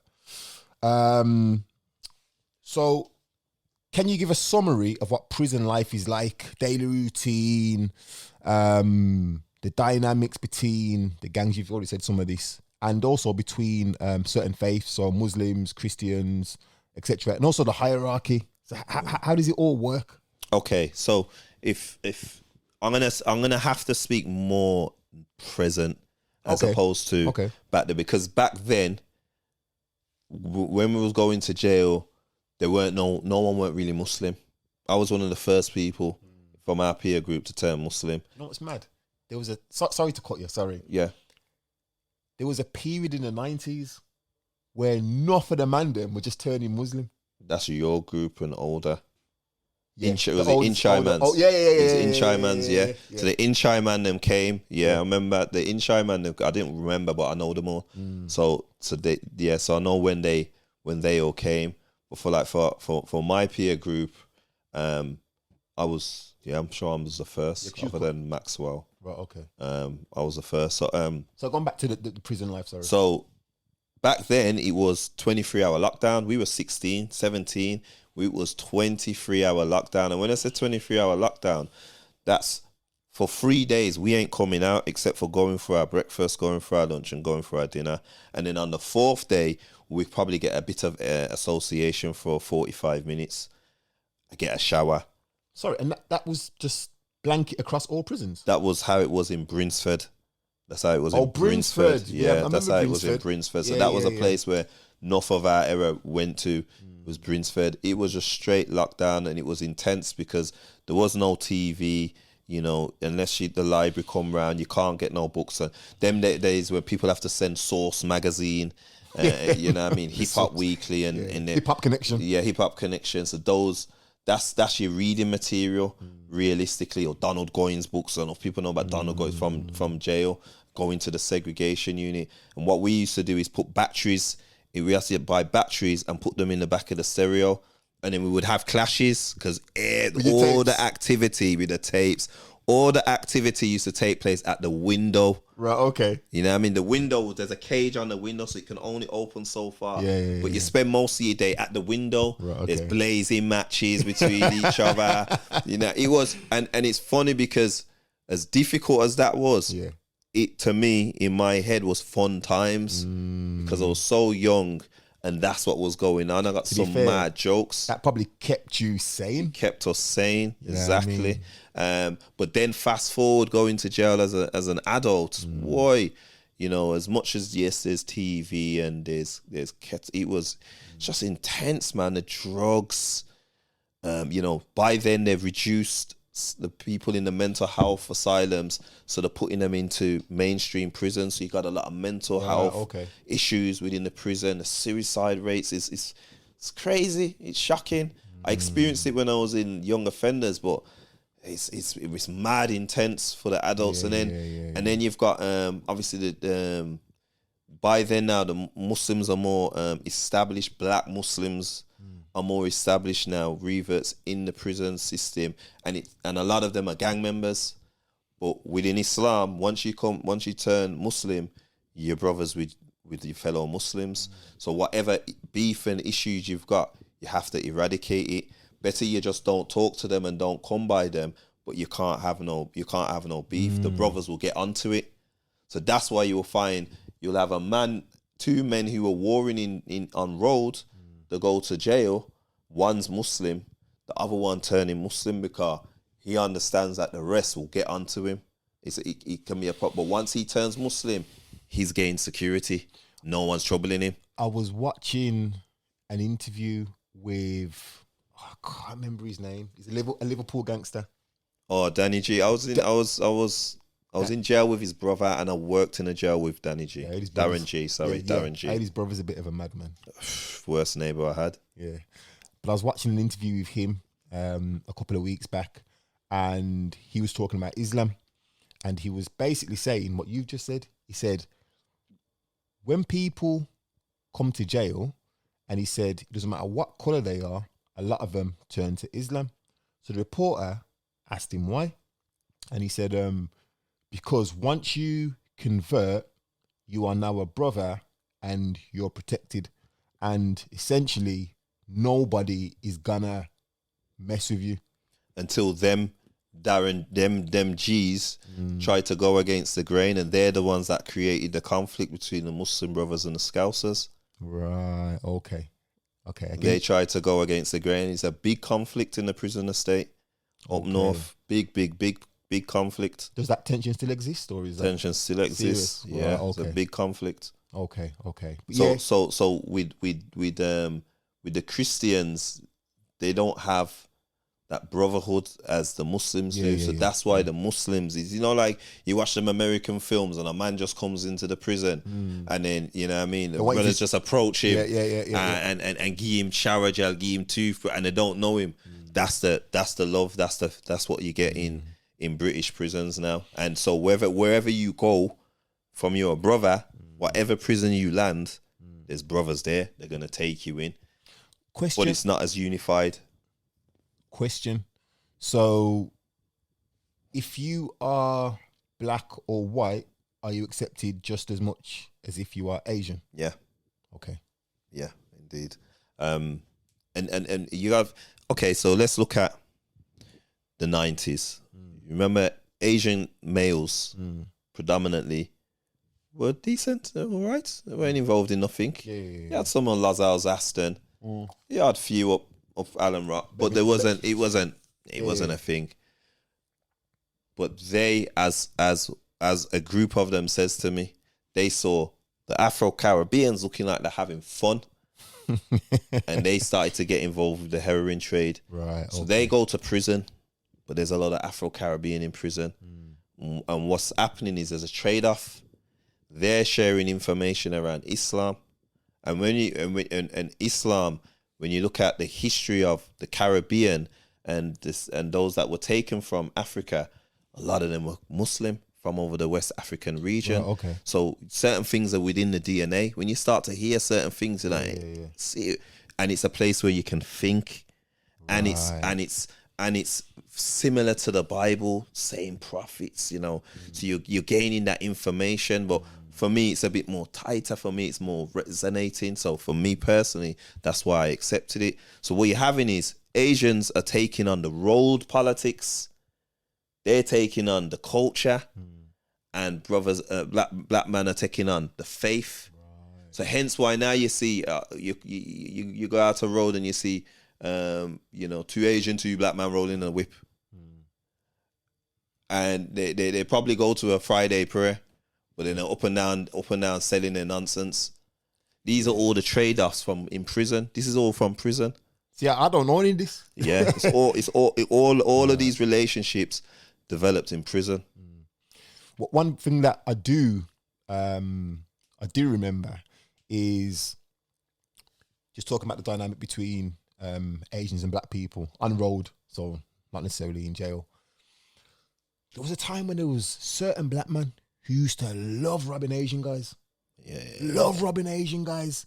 You know what I mean? Holding up, man, what you got in your pocket, all them kind of things. Yeah. And I just remember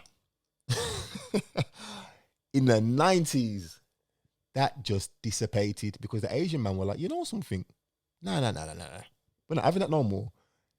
And you were trying trouble an Asian man. You know what? You might get your little £5 or £10.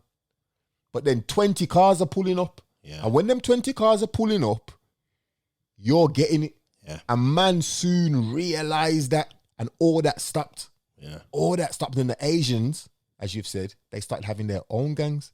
And when you watch TV now, well, I don't really watch TV. I'm more of a YouTube kind of guy. Yeah. And you see what's going on between the Asian gangs, and it's a madness.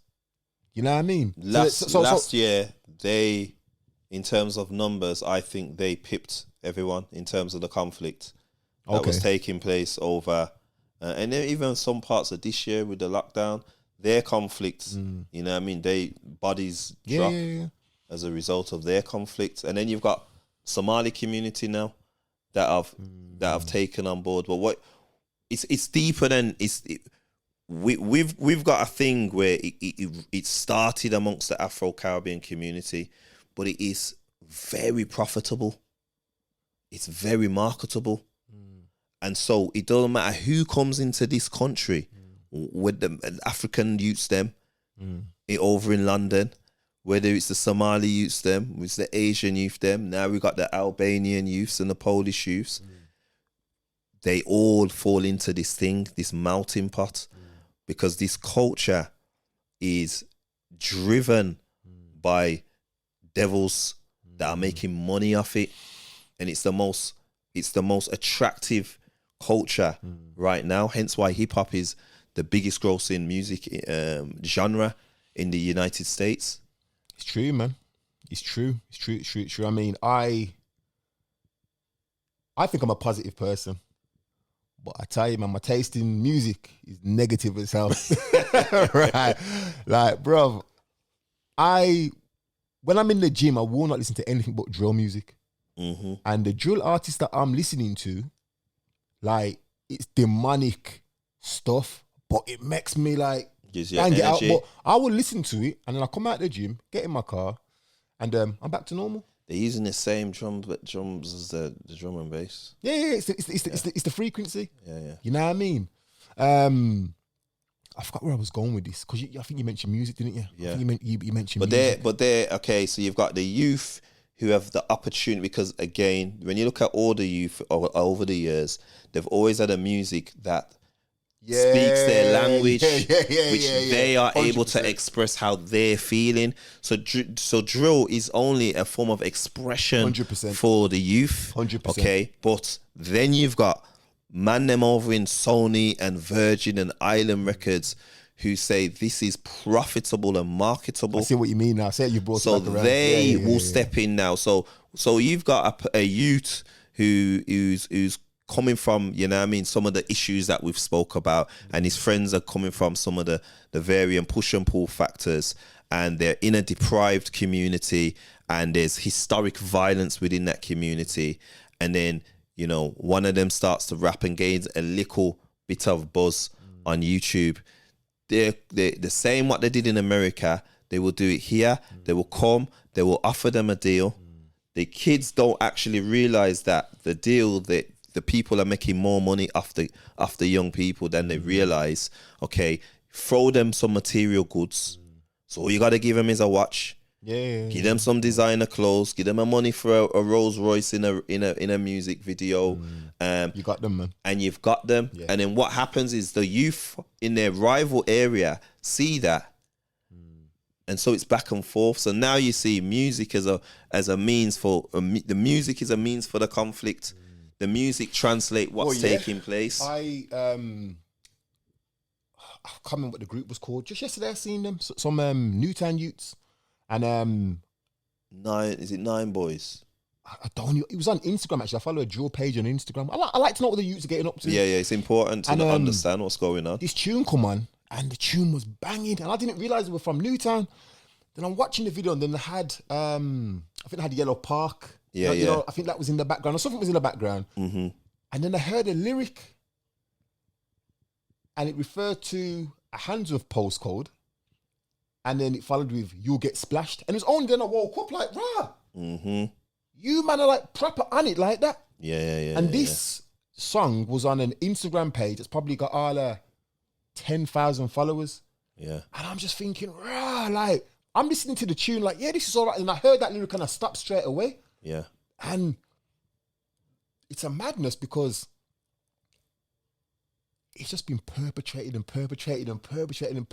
And as you've said, the music can make you go and do something. Yeah. Because there's been X amount of man. I'm not so sure about in the UK, but definitely in the States with the drill, where you mention a man's name and the next day you're dead. You know what I mean? It's probably happened over here. There's certain things that have happened over here. You know, but yeah, man, it's, as you said. And that, if you look, 2005 is when, independently, certain crews within the country saw the opportunity to utilize YouTube because, man's wanting to rap has always been present amongst young people, but there's an opportunity now where you can make your own rap videos and you're putting them up on YouTube and you're bigging up your area, similar to how they was doing it, Nas, Queensbridge, Ice Cube and West Coast, you know what I mean? So you're able to emulate some of the people that you're kind of looking up to. You're bigging up your ends. You're becoming a local hero. And that growing in terms of numbers. And then, as I says, the corporates will say, yeah, what? This is a trend, this is. So we need to capitalize off this. 100%. So now when you look at Nike's marketing, look at JD's marketing. Yeah.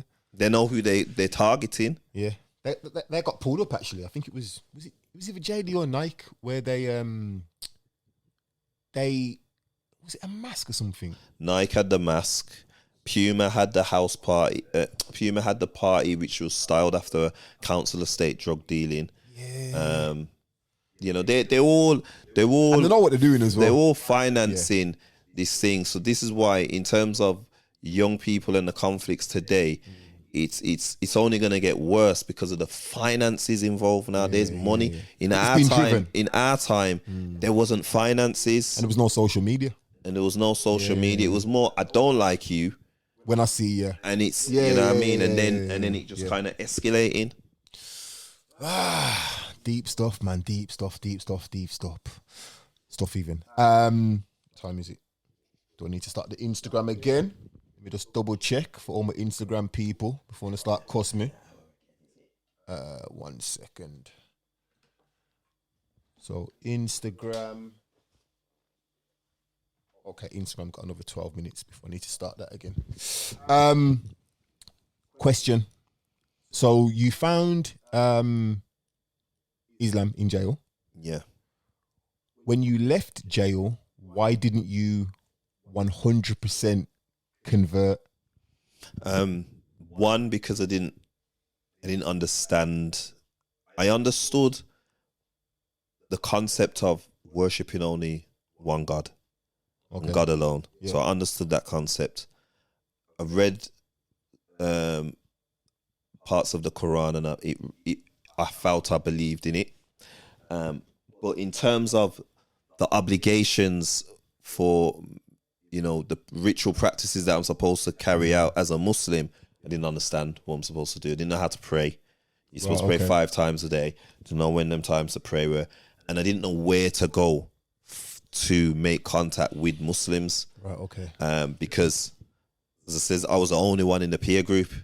Okay. And in terms of where the elders are in China, I didn't have a clue. So when I came out, I wanted to go down that route, and I wanted to stay away from crime. And in essence, by staying away from crime, I would need to stay away from my friends. Well, But that was my next question.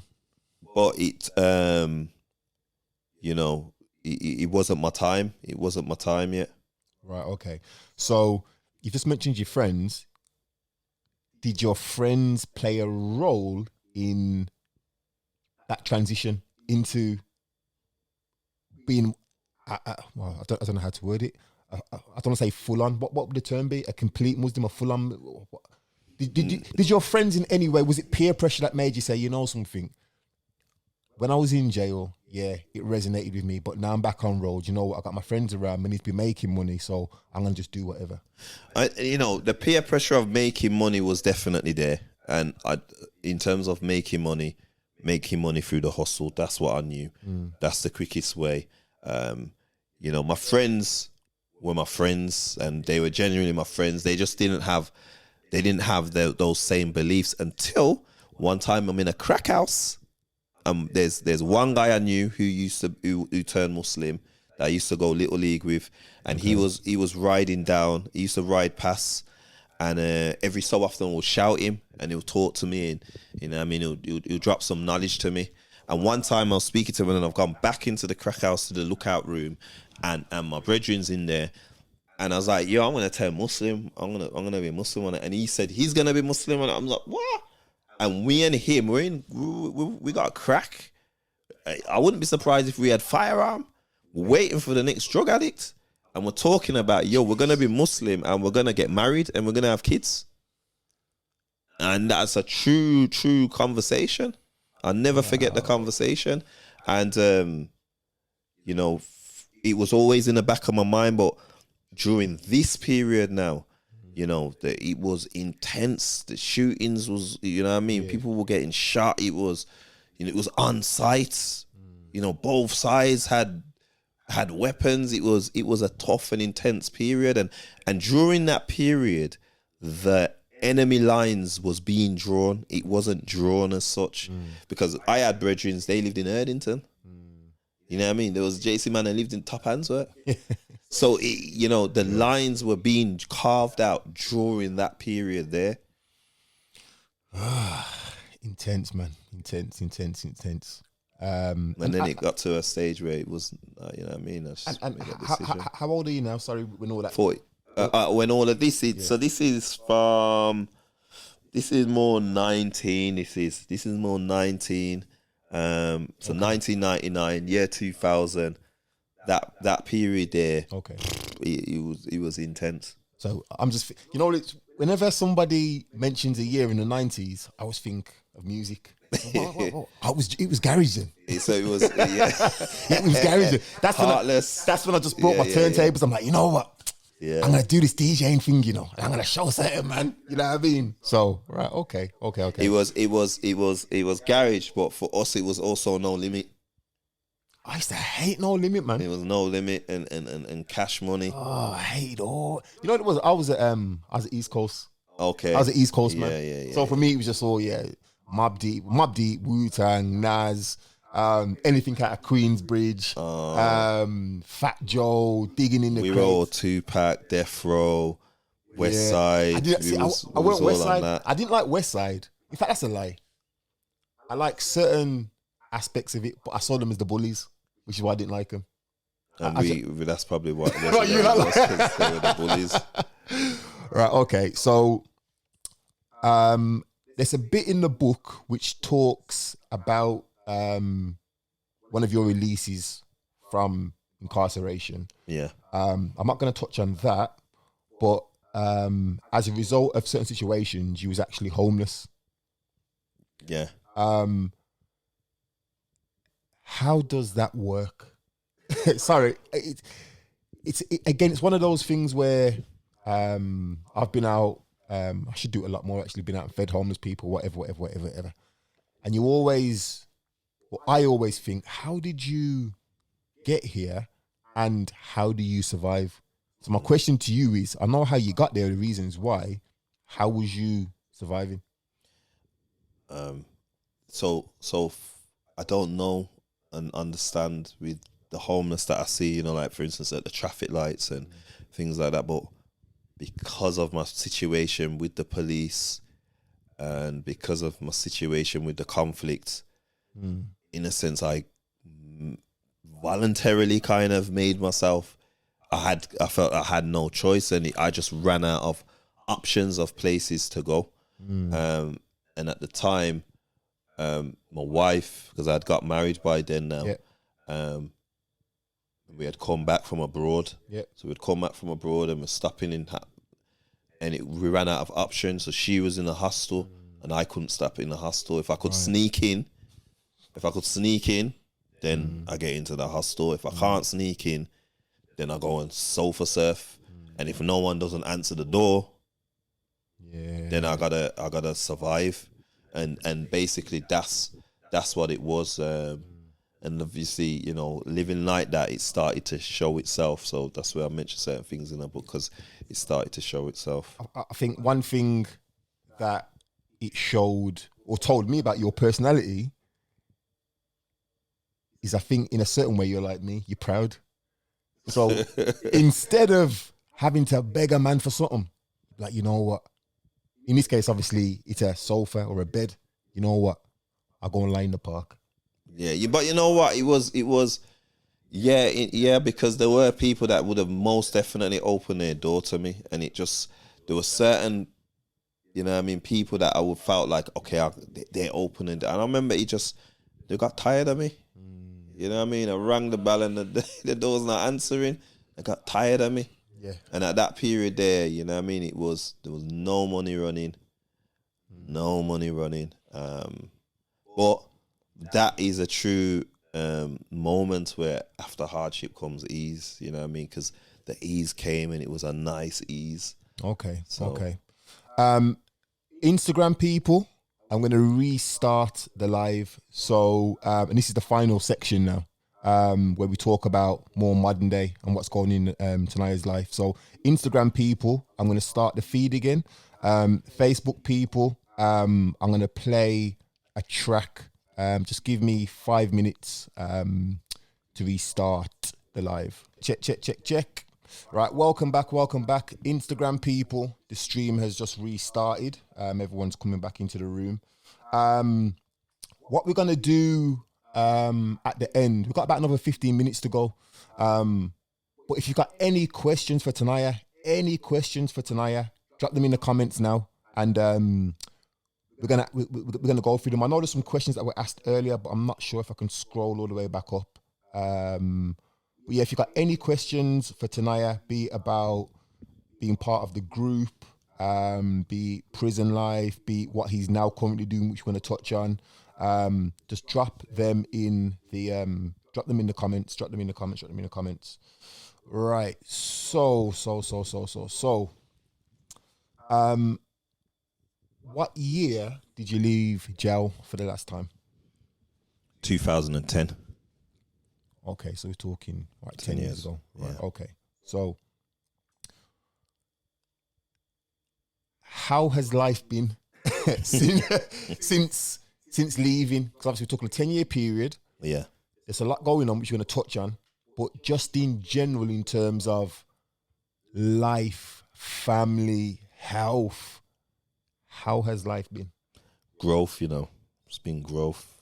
Okay. It's been growth. Coming out of jail, I think the first 2.5 years, that weren't me. I was lost. Yeah, I was institutionalized, but I didn't realize. So for instance now, people will see me. Yeah. I had a bit more meat on me back then.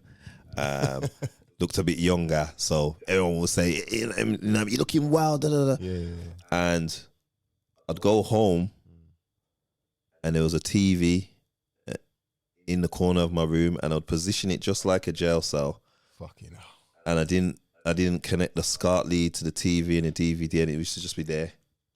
And my toiletries, I would arrange them like I'm in jail. Sorry, can I ask, how long was the last bid? I got a 9-year sentence, so I served 5.5 years. Right, okay. And I would always go to my room and close the door.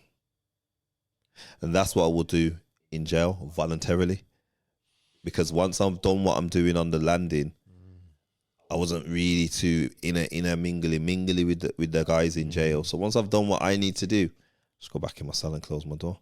Because whether I close it now or close it in 15 minutes, it's gonna close. So I just go back. And to be fair, a lot of the times I was using a phone at the latter part of my sentence anyway, right, okay. so I'd have the door closed. Right. So it was just a habit.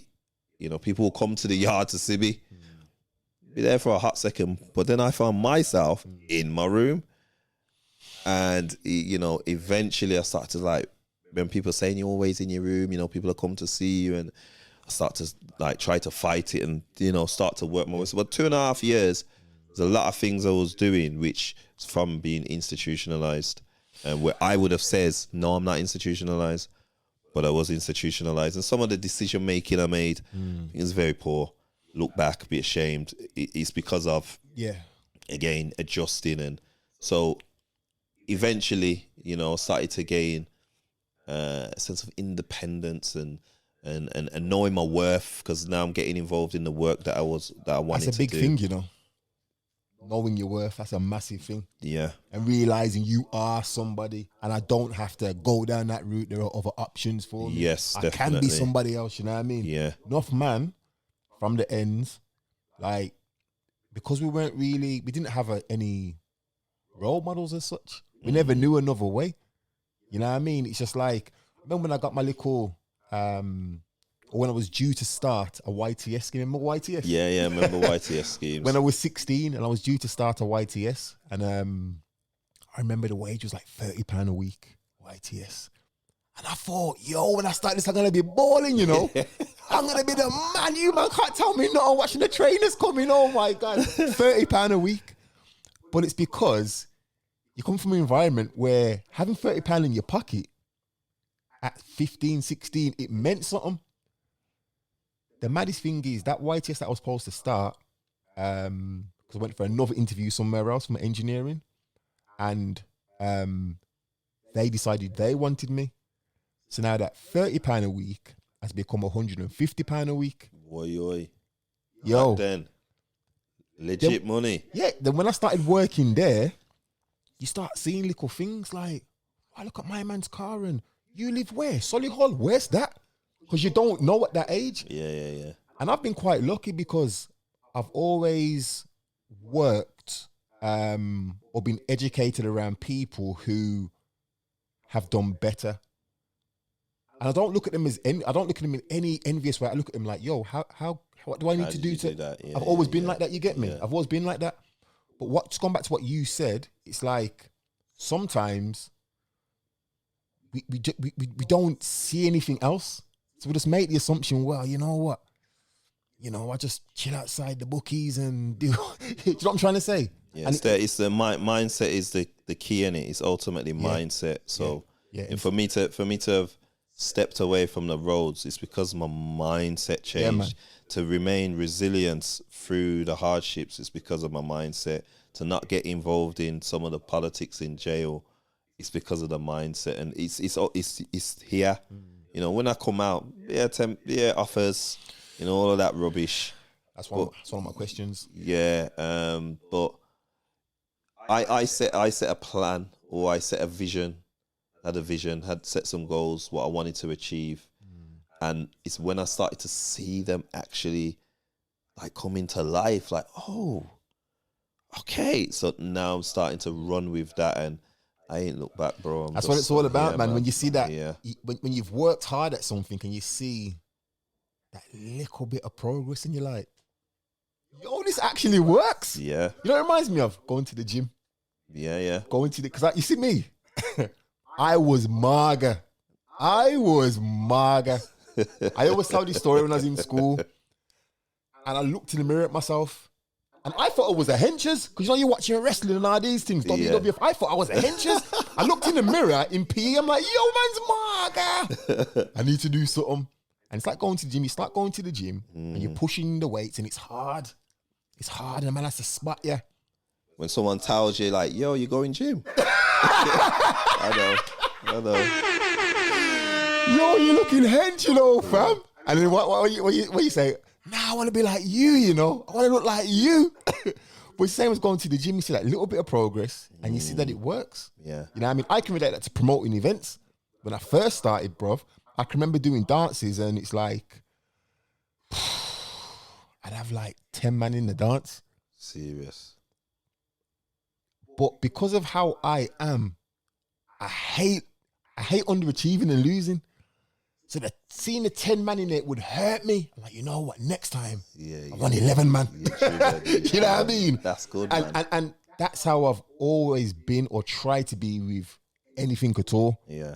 So I see where you're coming from. My question to you is, though, throughout that initial, because you mentioned the first 2.5 years were tricky, was there any resentment at all from your peers in terms of why are you trying to move away from this?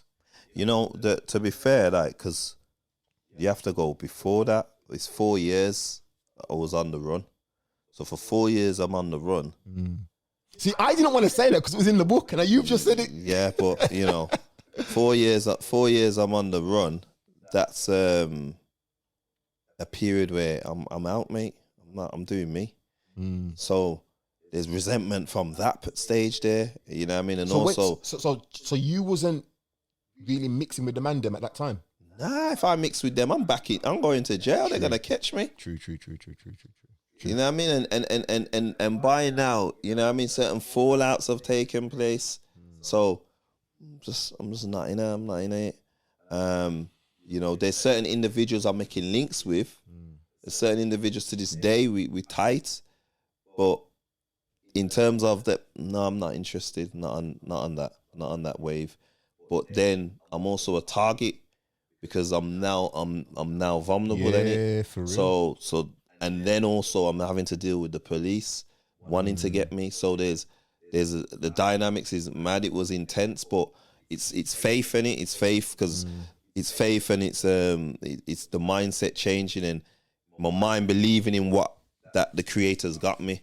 So when I go into jail now, it's another change to the dynamics because I'm having to be face to face. There ain't no firearms.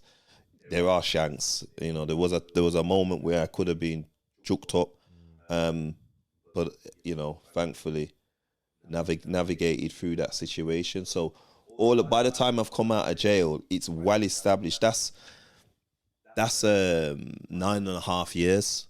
It's well established. He's not on that. Yeah. And so coming out, you know, I don't think many people are paying me any attention. It's and then now I start working in the prisons. So now, you know what I mean, because it's only 18 months since I was released. I'm stepping back into the jail.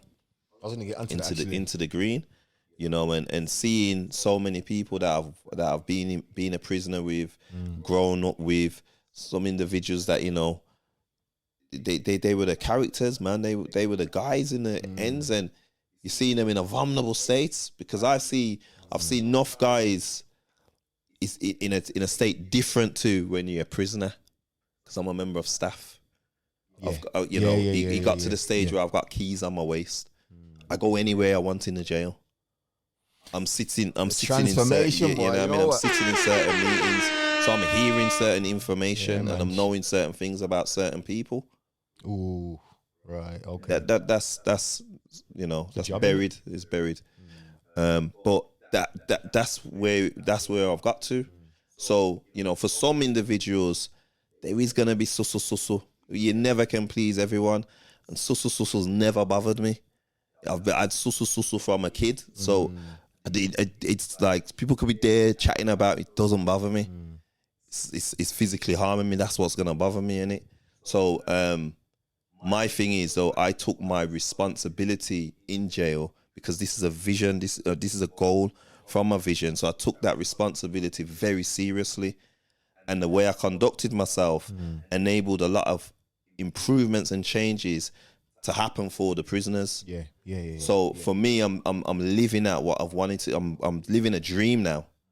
I'm living a dream, and there's guys that are coming to me saying, "Bro, you're giving me hope, you know," because this is the first time. Again, I'm you know, not to blow my own trumpet, but the first one from the city to go into the green, to be a prisoner in the green, to get 9 years in the green, and then come out of jail and then be walking around the jail with keys. I've just about finished license, you know what I mean? So and I'm there as somebody speaking up for the prisoners, getting man out of their cells, getting man into privileged positions, helping man get their DCAT and their paroles. I can only applaud that, man. And I managed to get into 16 prisons, so I ended up working in 16 jails over a four I think it was a 5 year, 4.5 or 5 year period. So you said it was literally 18 months from your release. 4 year period, sorry. Oh, it was 4 years. 4 years I was working in the jails. No, but 18 months. After your After release. I come out 2010 August, and I was back in the jails in January 2012. The only reason why that stuck out that you said that was because you said for 2.5 years you were still institutionalized. So when I was still, I'm coming out of prison. Yeah. From those early days, because the first jail I went into was Aylesbury. Okay. Aylesbury is a prison that houses the age group is 18, 19. Okay. These guys are serving more years than they've lived. And I'm in the jail, and it was full of black youths. They're all in their tracksuits, their grey tracksuits, and I'm watching them, observing them on association. And they're standing there with their hands down their fronts, and they're clearly bored. And I saw myself. And I saw my friends.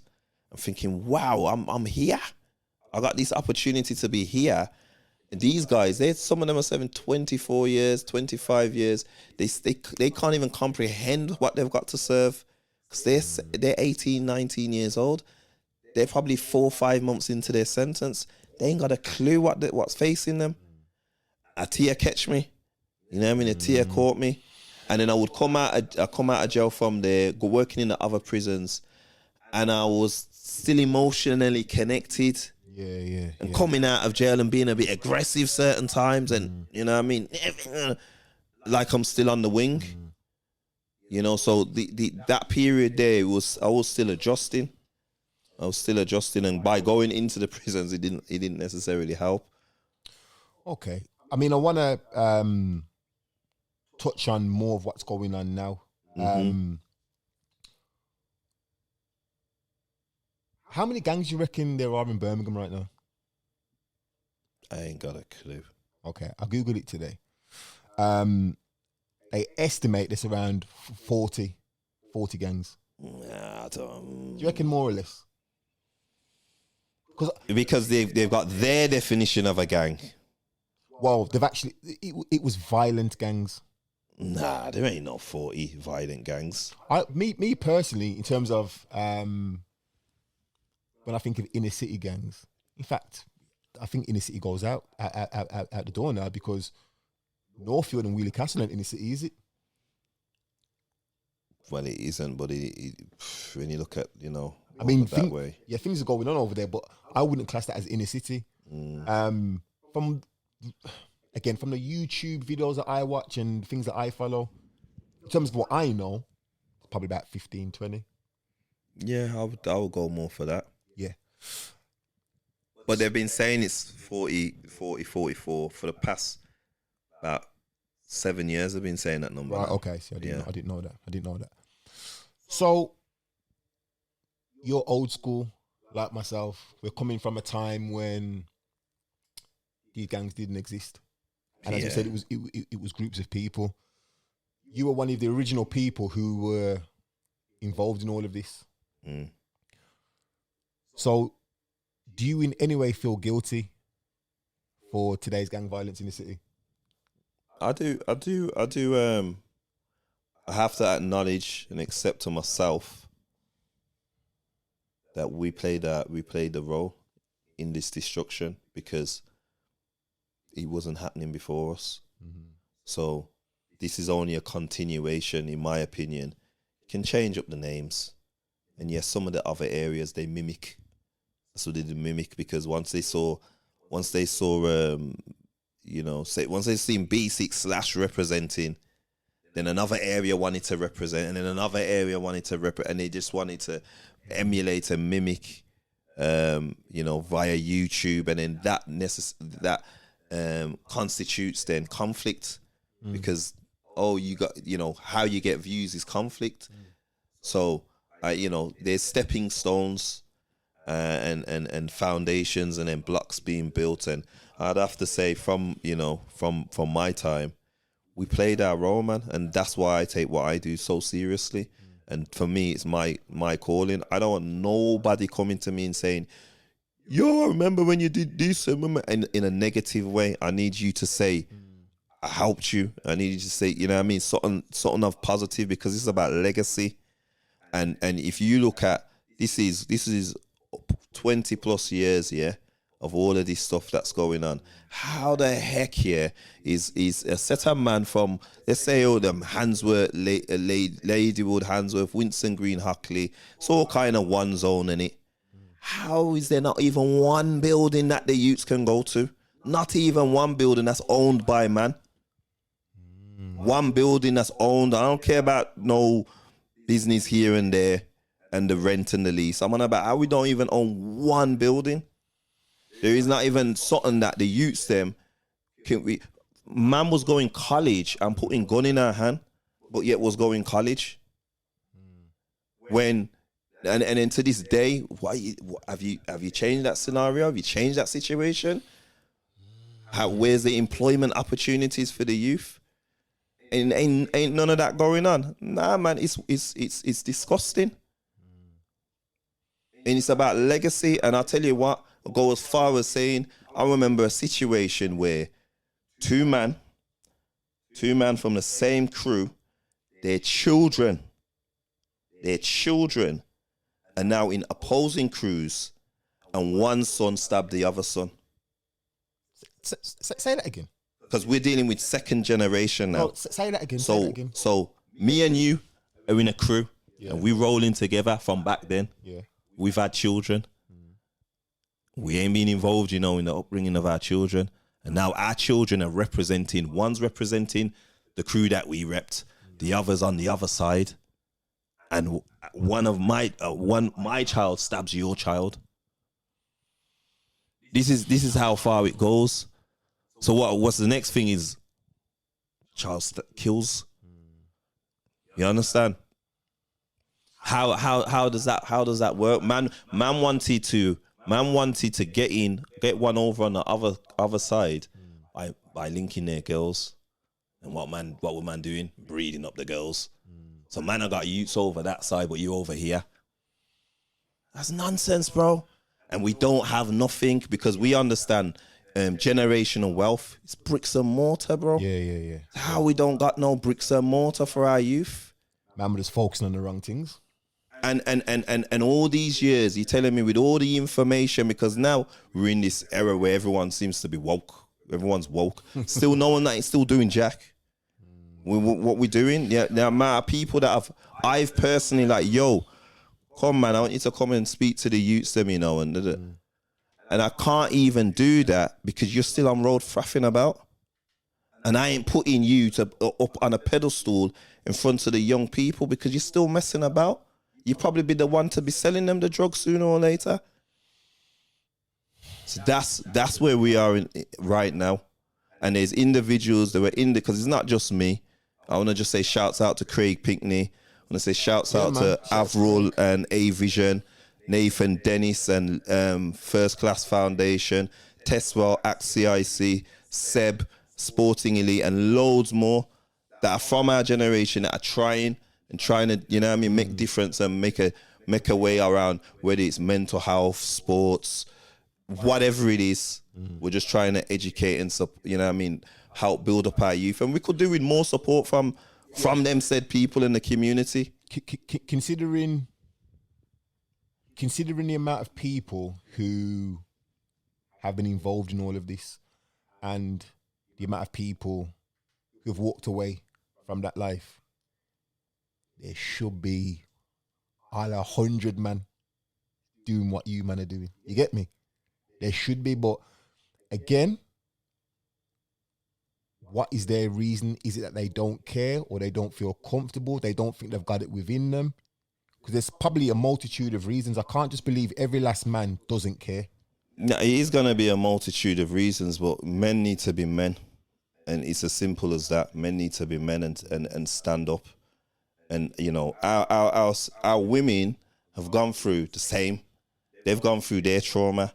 So likewise, the guys have made poor decisions. The females have made poor decisions. But it tends to be the females that have to raise the children. And then so now, in terms of trying to pick up the mess, they're struggling. I work with families day in, day out. I see what's going on. And when I go back step and go dig deep in, it's from decisions that our generation made.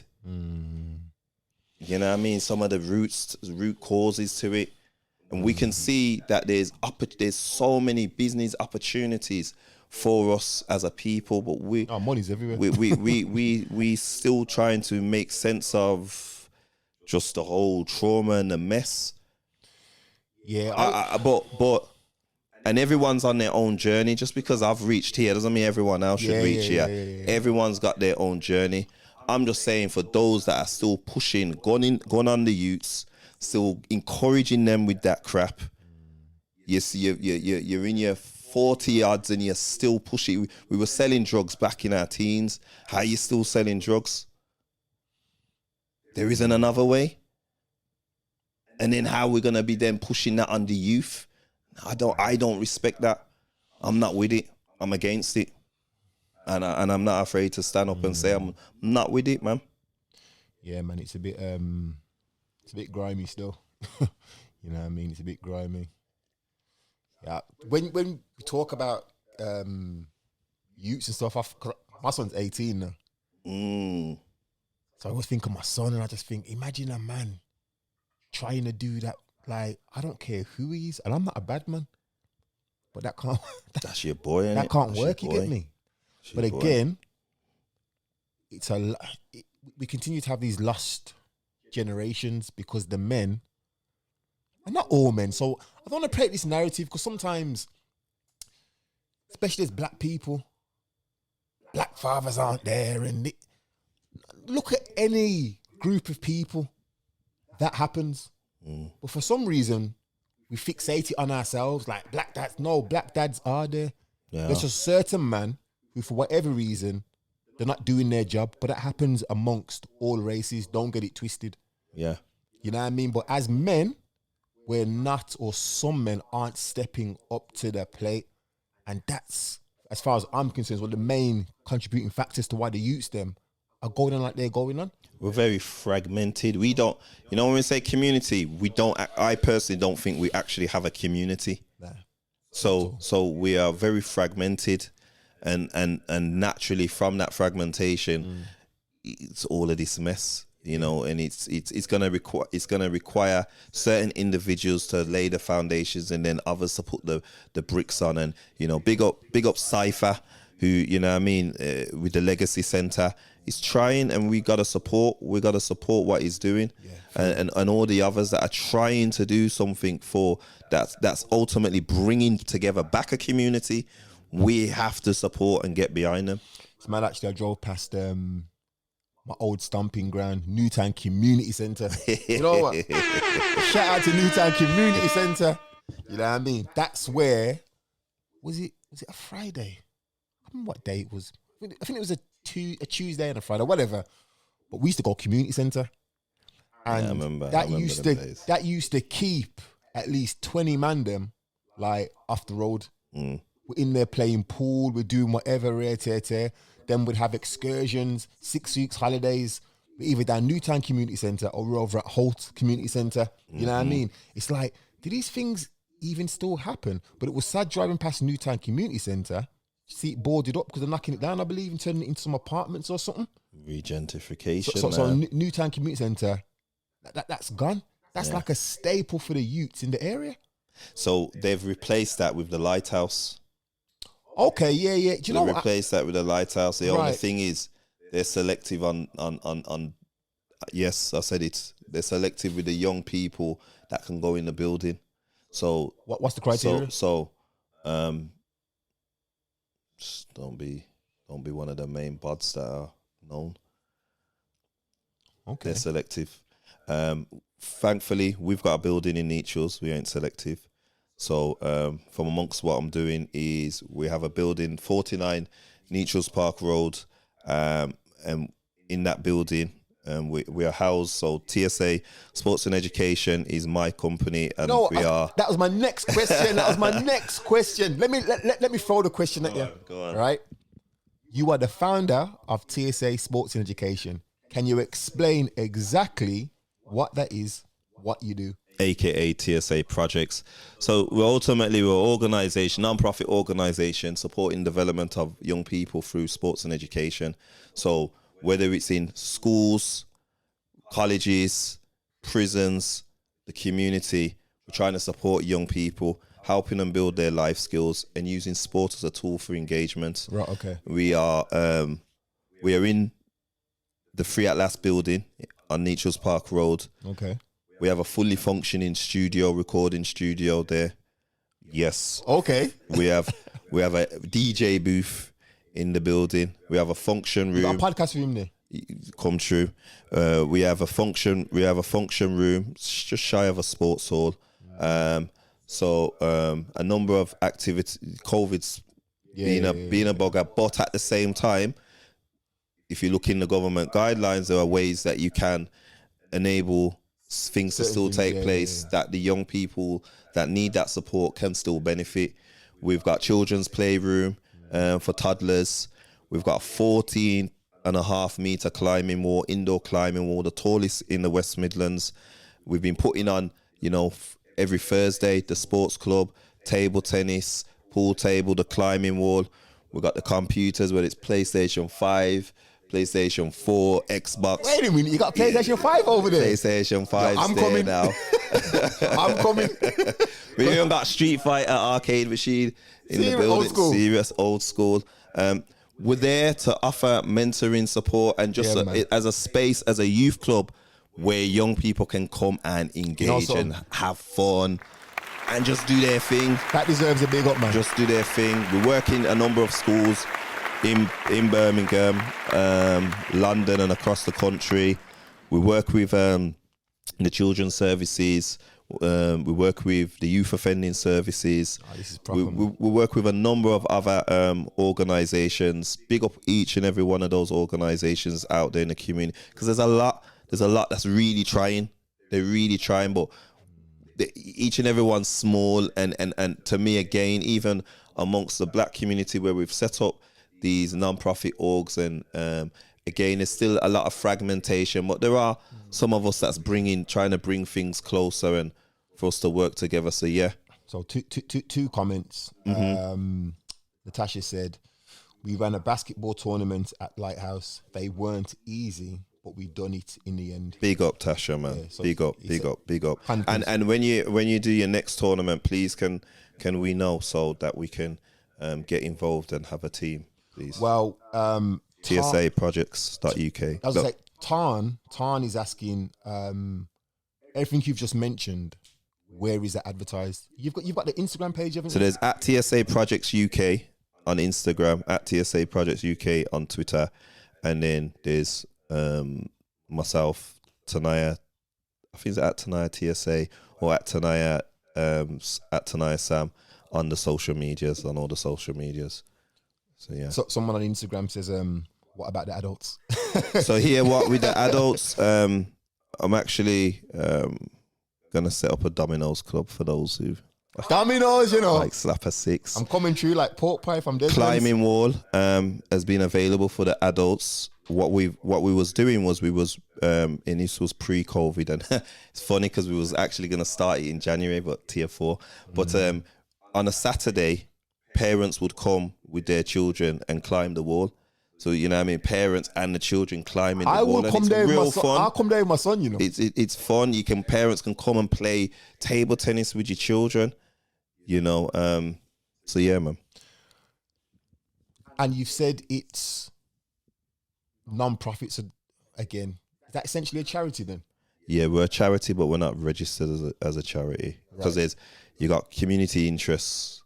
You got community interests. That's the CIC. That's the CIC. So we're a CIC, and then you've got charity, which is more regulations and more paperwork, and Right. we're not bringing in that type of money yet. Okay. This sounds like something I personally want to donate to, and I will. How do you donate? We've not really had anything where people can just donate. What we've did, because we've worked in, I've not spoke about the stuff that we've done overseas.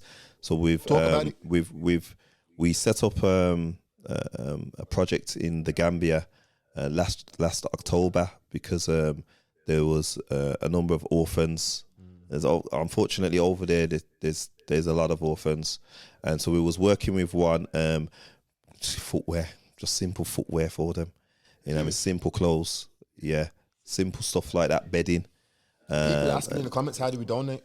So get at follow TSA Projects UK. The next appeal will be once the flights start going on and we're back over there and we're seeing because we did that twice for the Gambia, and we also did Guyana, which was last year. We was involved with City Centre Dawa, and that was last year May. Another girls' orphanage that got burnt down. You know, and our money that we're our little bit of money Does a lot.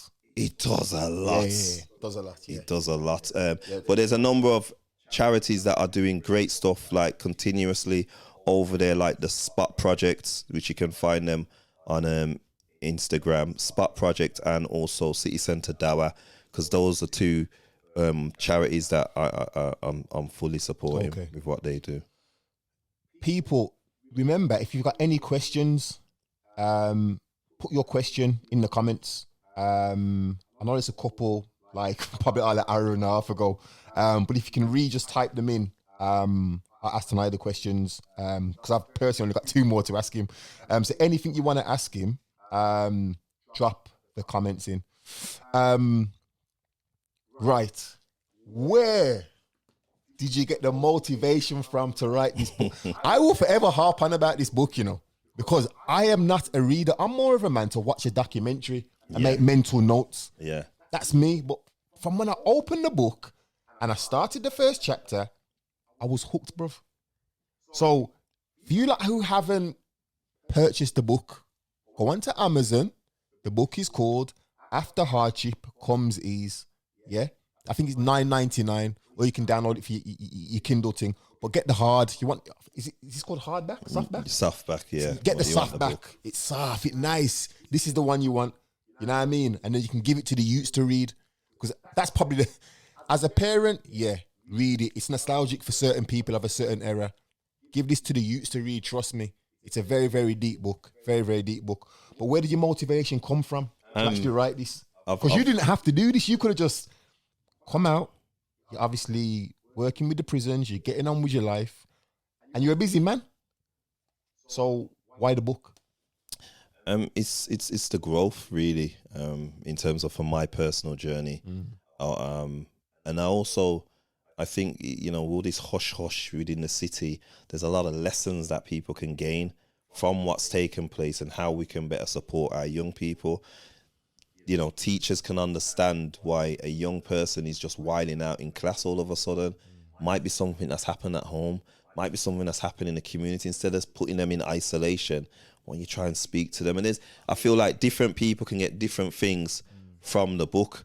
It's something that was encouraged by one, Dr. Martin Glynn, who's my mentor, and two, by Professor Bethany Schmidt from Cambridge University, because I've lectured at Cambridge University, and they really kind of put the battery in my back, and told me, you know what I mean, you need to write a book. Encouraged me to write a book, and so from there it was like, you know, I need to do it, and then yeah. A question for you. Did you find healing in writing the book? Definitely certain things which was like, I'll tell you, there's a character in the book which she named Tanayah in the book, and I had to come to some truths really in terms of mine and her relationship, and it was difficult to, like, I didn't revisit that till another earlier period in my life, so it was difficult, but I needed to, you know, revisit that, and I hope, you know, I hope that done justice.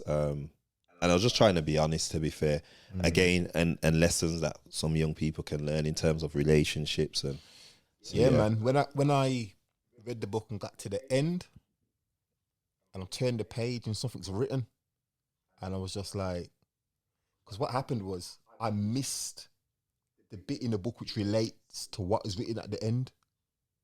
I was like, no. So I went back and I read it, and I was like, this shit is deep, you know. yeah, This shit is deep, man. I'm reading the book, and then when it come to that bit, you know how you said when you went back in the jail and your eyes welled up? My eyes welled up when I went back and seen that bit right there. You know what I mean? And it's real life, man. Yeah, and man. This is what going through. So, but you know, the way it's ended, there is a part two. There needs to be a part two. Journey of Desistance is coming. Make sure I get it first as well. So we've got Slims. I can't even say this. What's that? Slims No Fake Zone, something like that. Sorry for pronouncing your name wrong. I need to buy it and make him sign it. I ain't going to Amazon, fam. www.tanayahsam.com. And I've just clicked off the comments. Big up, Slim. Right. Let me try and get some of these questions. In fact, let me ask you my final question. Mm-hmm. You've been through a lot. Right. Like, your life. I told you already, that could be a movie, a screenplay. What's your plans for the future? Definitely would love to put something in terms of a screenplay. I've had conversations. To be honest, I've had conversations. It's just got to be right, innit? It's just got to be right and reflect, because it's not. This isn't a no disrespect, but this isn't the intent. I'm not trying to glamorize the thing. I was thinking the same thing. It's got to be, you know, and I was thinking the same thing. Someone to glamorize that the earlier part, bruv. Like, the same feeling I got from reading the book, I need to see that on the TV screen. So the actors needs to be right. Yeah. The budgets need to be right. Yeah. Like, it's never gonna be a Hollywood blockbuster, but it needs to be fitting. So even down to the nostalgic element, man needs to be rocking the bullet hole jeans. You know what I mean? It needs to be proper. Yeah. I forgot what film I was watching, and I think it was the Tupac movie.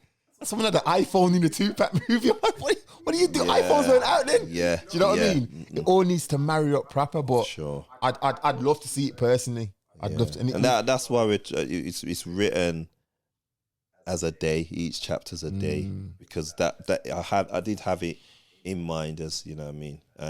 But in terms of we got some stuff coming, man. So the audio to it, you know, we try to bring it to life as much as possible. Big up the 15 other characters that voiced, you know, in the book. When's the audio available? February. Okay. Yeah, February. I'll be on that. So and then Journey of Desistance, which is part 2. Because you know, I actually thought you were just saying there was a part 2, you know. No, there's seriously, Right, okay. seriously a part 2. So we've got to do that in terms of growth, in terms of the community work here and the community work over in Africa. You know, inshallah, that will continue to grow as well. Okay. So yeah, and I got some couple other business ventures. So yeah, Okay. Marlon said, you definitely need something on screen. I'm glad you've turned your life around. thank you, Marlon. Bless. Astro, what you saying, Astro? I'm buying now directly from the site too, 100%. Big up, big up. Has the Instagram ain't gone off. Must be my phone. Let me just log back out. Log back into the Instagram. So I tell people to go onto Facebook. You know, it's just so much simpler on Facebook. All right, there was a question here actually. Where's it gone? Where's it gone? Where's it gone? Do you need any volunteers? Yeah, at do. at the centre? We do. Yeah, that's from Liana. We saying Liana. I ain't seen you in a while. How do people volunteer? Just reach out to me. Get at me on Instagram or Facebook. Right. And Okay. we'll take it from there. There was a question from Deadly, but it's been so many. There's so much we can do in the community. There's loads we can do. You know, you think of the lockdown, and we're working with, you know, we've got contracts working with young people doing the mentoring, and then, you know, we got this lockdown.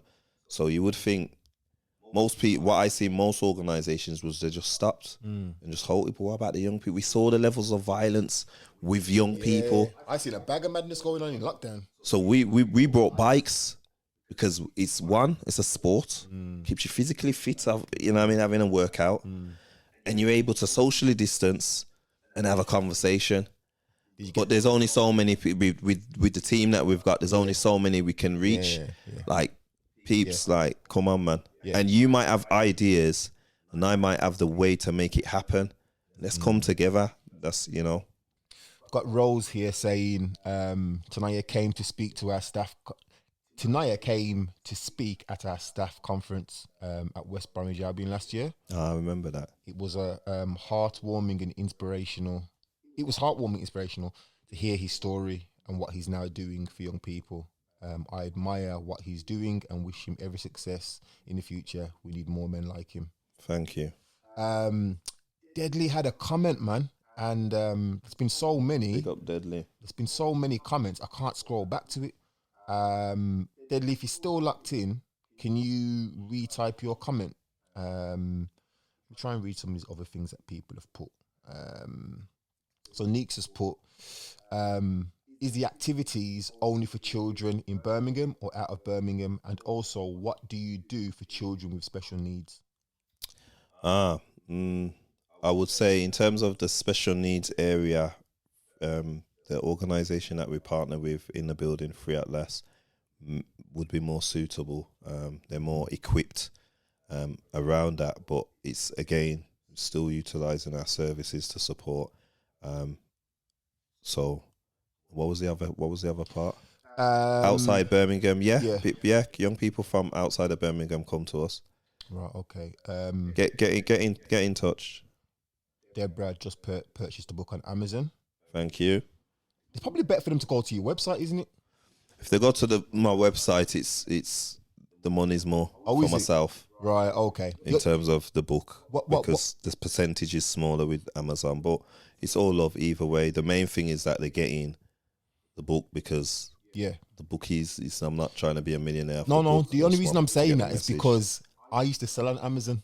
Okay. So I know how Amazon works. Yeah. Amazon are thief. Amazon's a monster. That's what they are. If you ever wonder why Jeff Bezos is the richest man in the world, it's because Amazon are thief. Yeah, man. Yeah. So the reason I was saying, if they go to your website, 100% of the profits go to yourself, I take it. Yeah. Right. As opposed to Amazon, like ripping 30% out of it. And at the end of the day, more than that. Yeah. Well, at the end of the day, because if you're advertising as well, you got to pay extra on top. If you're, the monies are going to be going obviously to his projects and what he's trying to achieve in life. So personally, I'll go to the website and get it. I got mine from Amazon without thinking, but the reality is I should have gone to the website and got it. You got yours from the website. Did I get mine from the website? You got yours from the website, bro. I thought it was Amazon, you know. No, you got it from the website. I don't even remember. All right. So go to the website. Go to the website. Right, okay. Well, these questions are coming in thick and fast now, you know. Right, okay. So, Deadly's question. What was the main contributing factor that triggered the positive change in your mindset? Islam. I wanted to change. I definitely wanted better for myself, but Islam is what made change a possibility for me. Like I seen change, and it answered. One thing that used to always plague my head was, why am I here, and what happens when I die? And these are two questions I kept asking myself, and so Islam details those two questions, and so I was able to get the answers that I was seeking, Right. and it made sense to me. And then also I've always been intrigued with the Prophet Abraham, Okay. and Islam breaks down the Prophet Abraham's story in great detail. So these little things was like, yo, so it was Islam that I wanted to change, but it's Islam that showed me how change is possible. Okay. And through the guidance and support of those that preceded me in the faith, I was able to make the transition. Okay. Stacey I just bought the book off Amazon. I should have gone through the site. Catherine, Big up Stacey, man. I really appreciate it. Thank you. Catherine, Amazon's a monster. Indeed it is. Can you please elaborate? And we've done that one, I think. I will cancel the order and get it off the website. That's Deborah. Okay. Can you repeat the website? www.tanayah, so TANAYAH sam.com. Right. Everyone's saying they're going to go to the website and get it. Let me just check Instagram, see if there's any questions. People saying they want it signed. It's always signed from the website. Do you know what? That's it, man. Thank you. That's it. No, thank you. Appreciate Thank it. you. Thank you for everyone that actually sat and took their time out to hear what we had to say. Yeah, man. No, thank you, because as I said at the start, this is a conversation I've wanted to have for the longest with certain man. But man, I just like, you know what? We can't talk about certain things because we're still involved. Or do you know what? That was my past life and I'm done with it. So to be able to sit here for 3 hours or however long it's been and ask what I wanted to ask and get answers, not just for myself, but for the people that are locked in. For me, bruv, I'm thanking you for coming, you get me? Thank you. I'm pleased to be here. Yeah, so I'm thanking you for coming. And when you do draft the new book, just send it to me first. Not even to the publisher, send it to me and I'll read through it and I'll tell you if you need to, you know what I mean, making adjustments and thing. Nah, seriously, I'm looking forward to it. Again, people, get this book, man. Get this book. After Hardship Comes Ease by Tanayah Sam. This book it's mind-blowing. You need to get this book. You need to get this book. Someone's just put, you gave me hope. Someone just put that. Thank you, man. People saying amazing. Well, 3 hours well spent. Amazing podcast. Thank you. You gave me hope. People, that's it, man. That's it. We're done. We should be back next week, Friday, with the normal crew. So shout out to Mikey, Michelle. Yeah, that's it, man. That's it. Thanks for joining and peace out. Peace.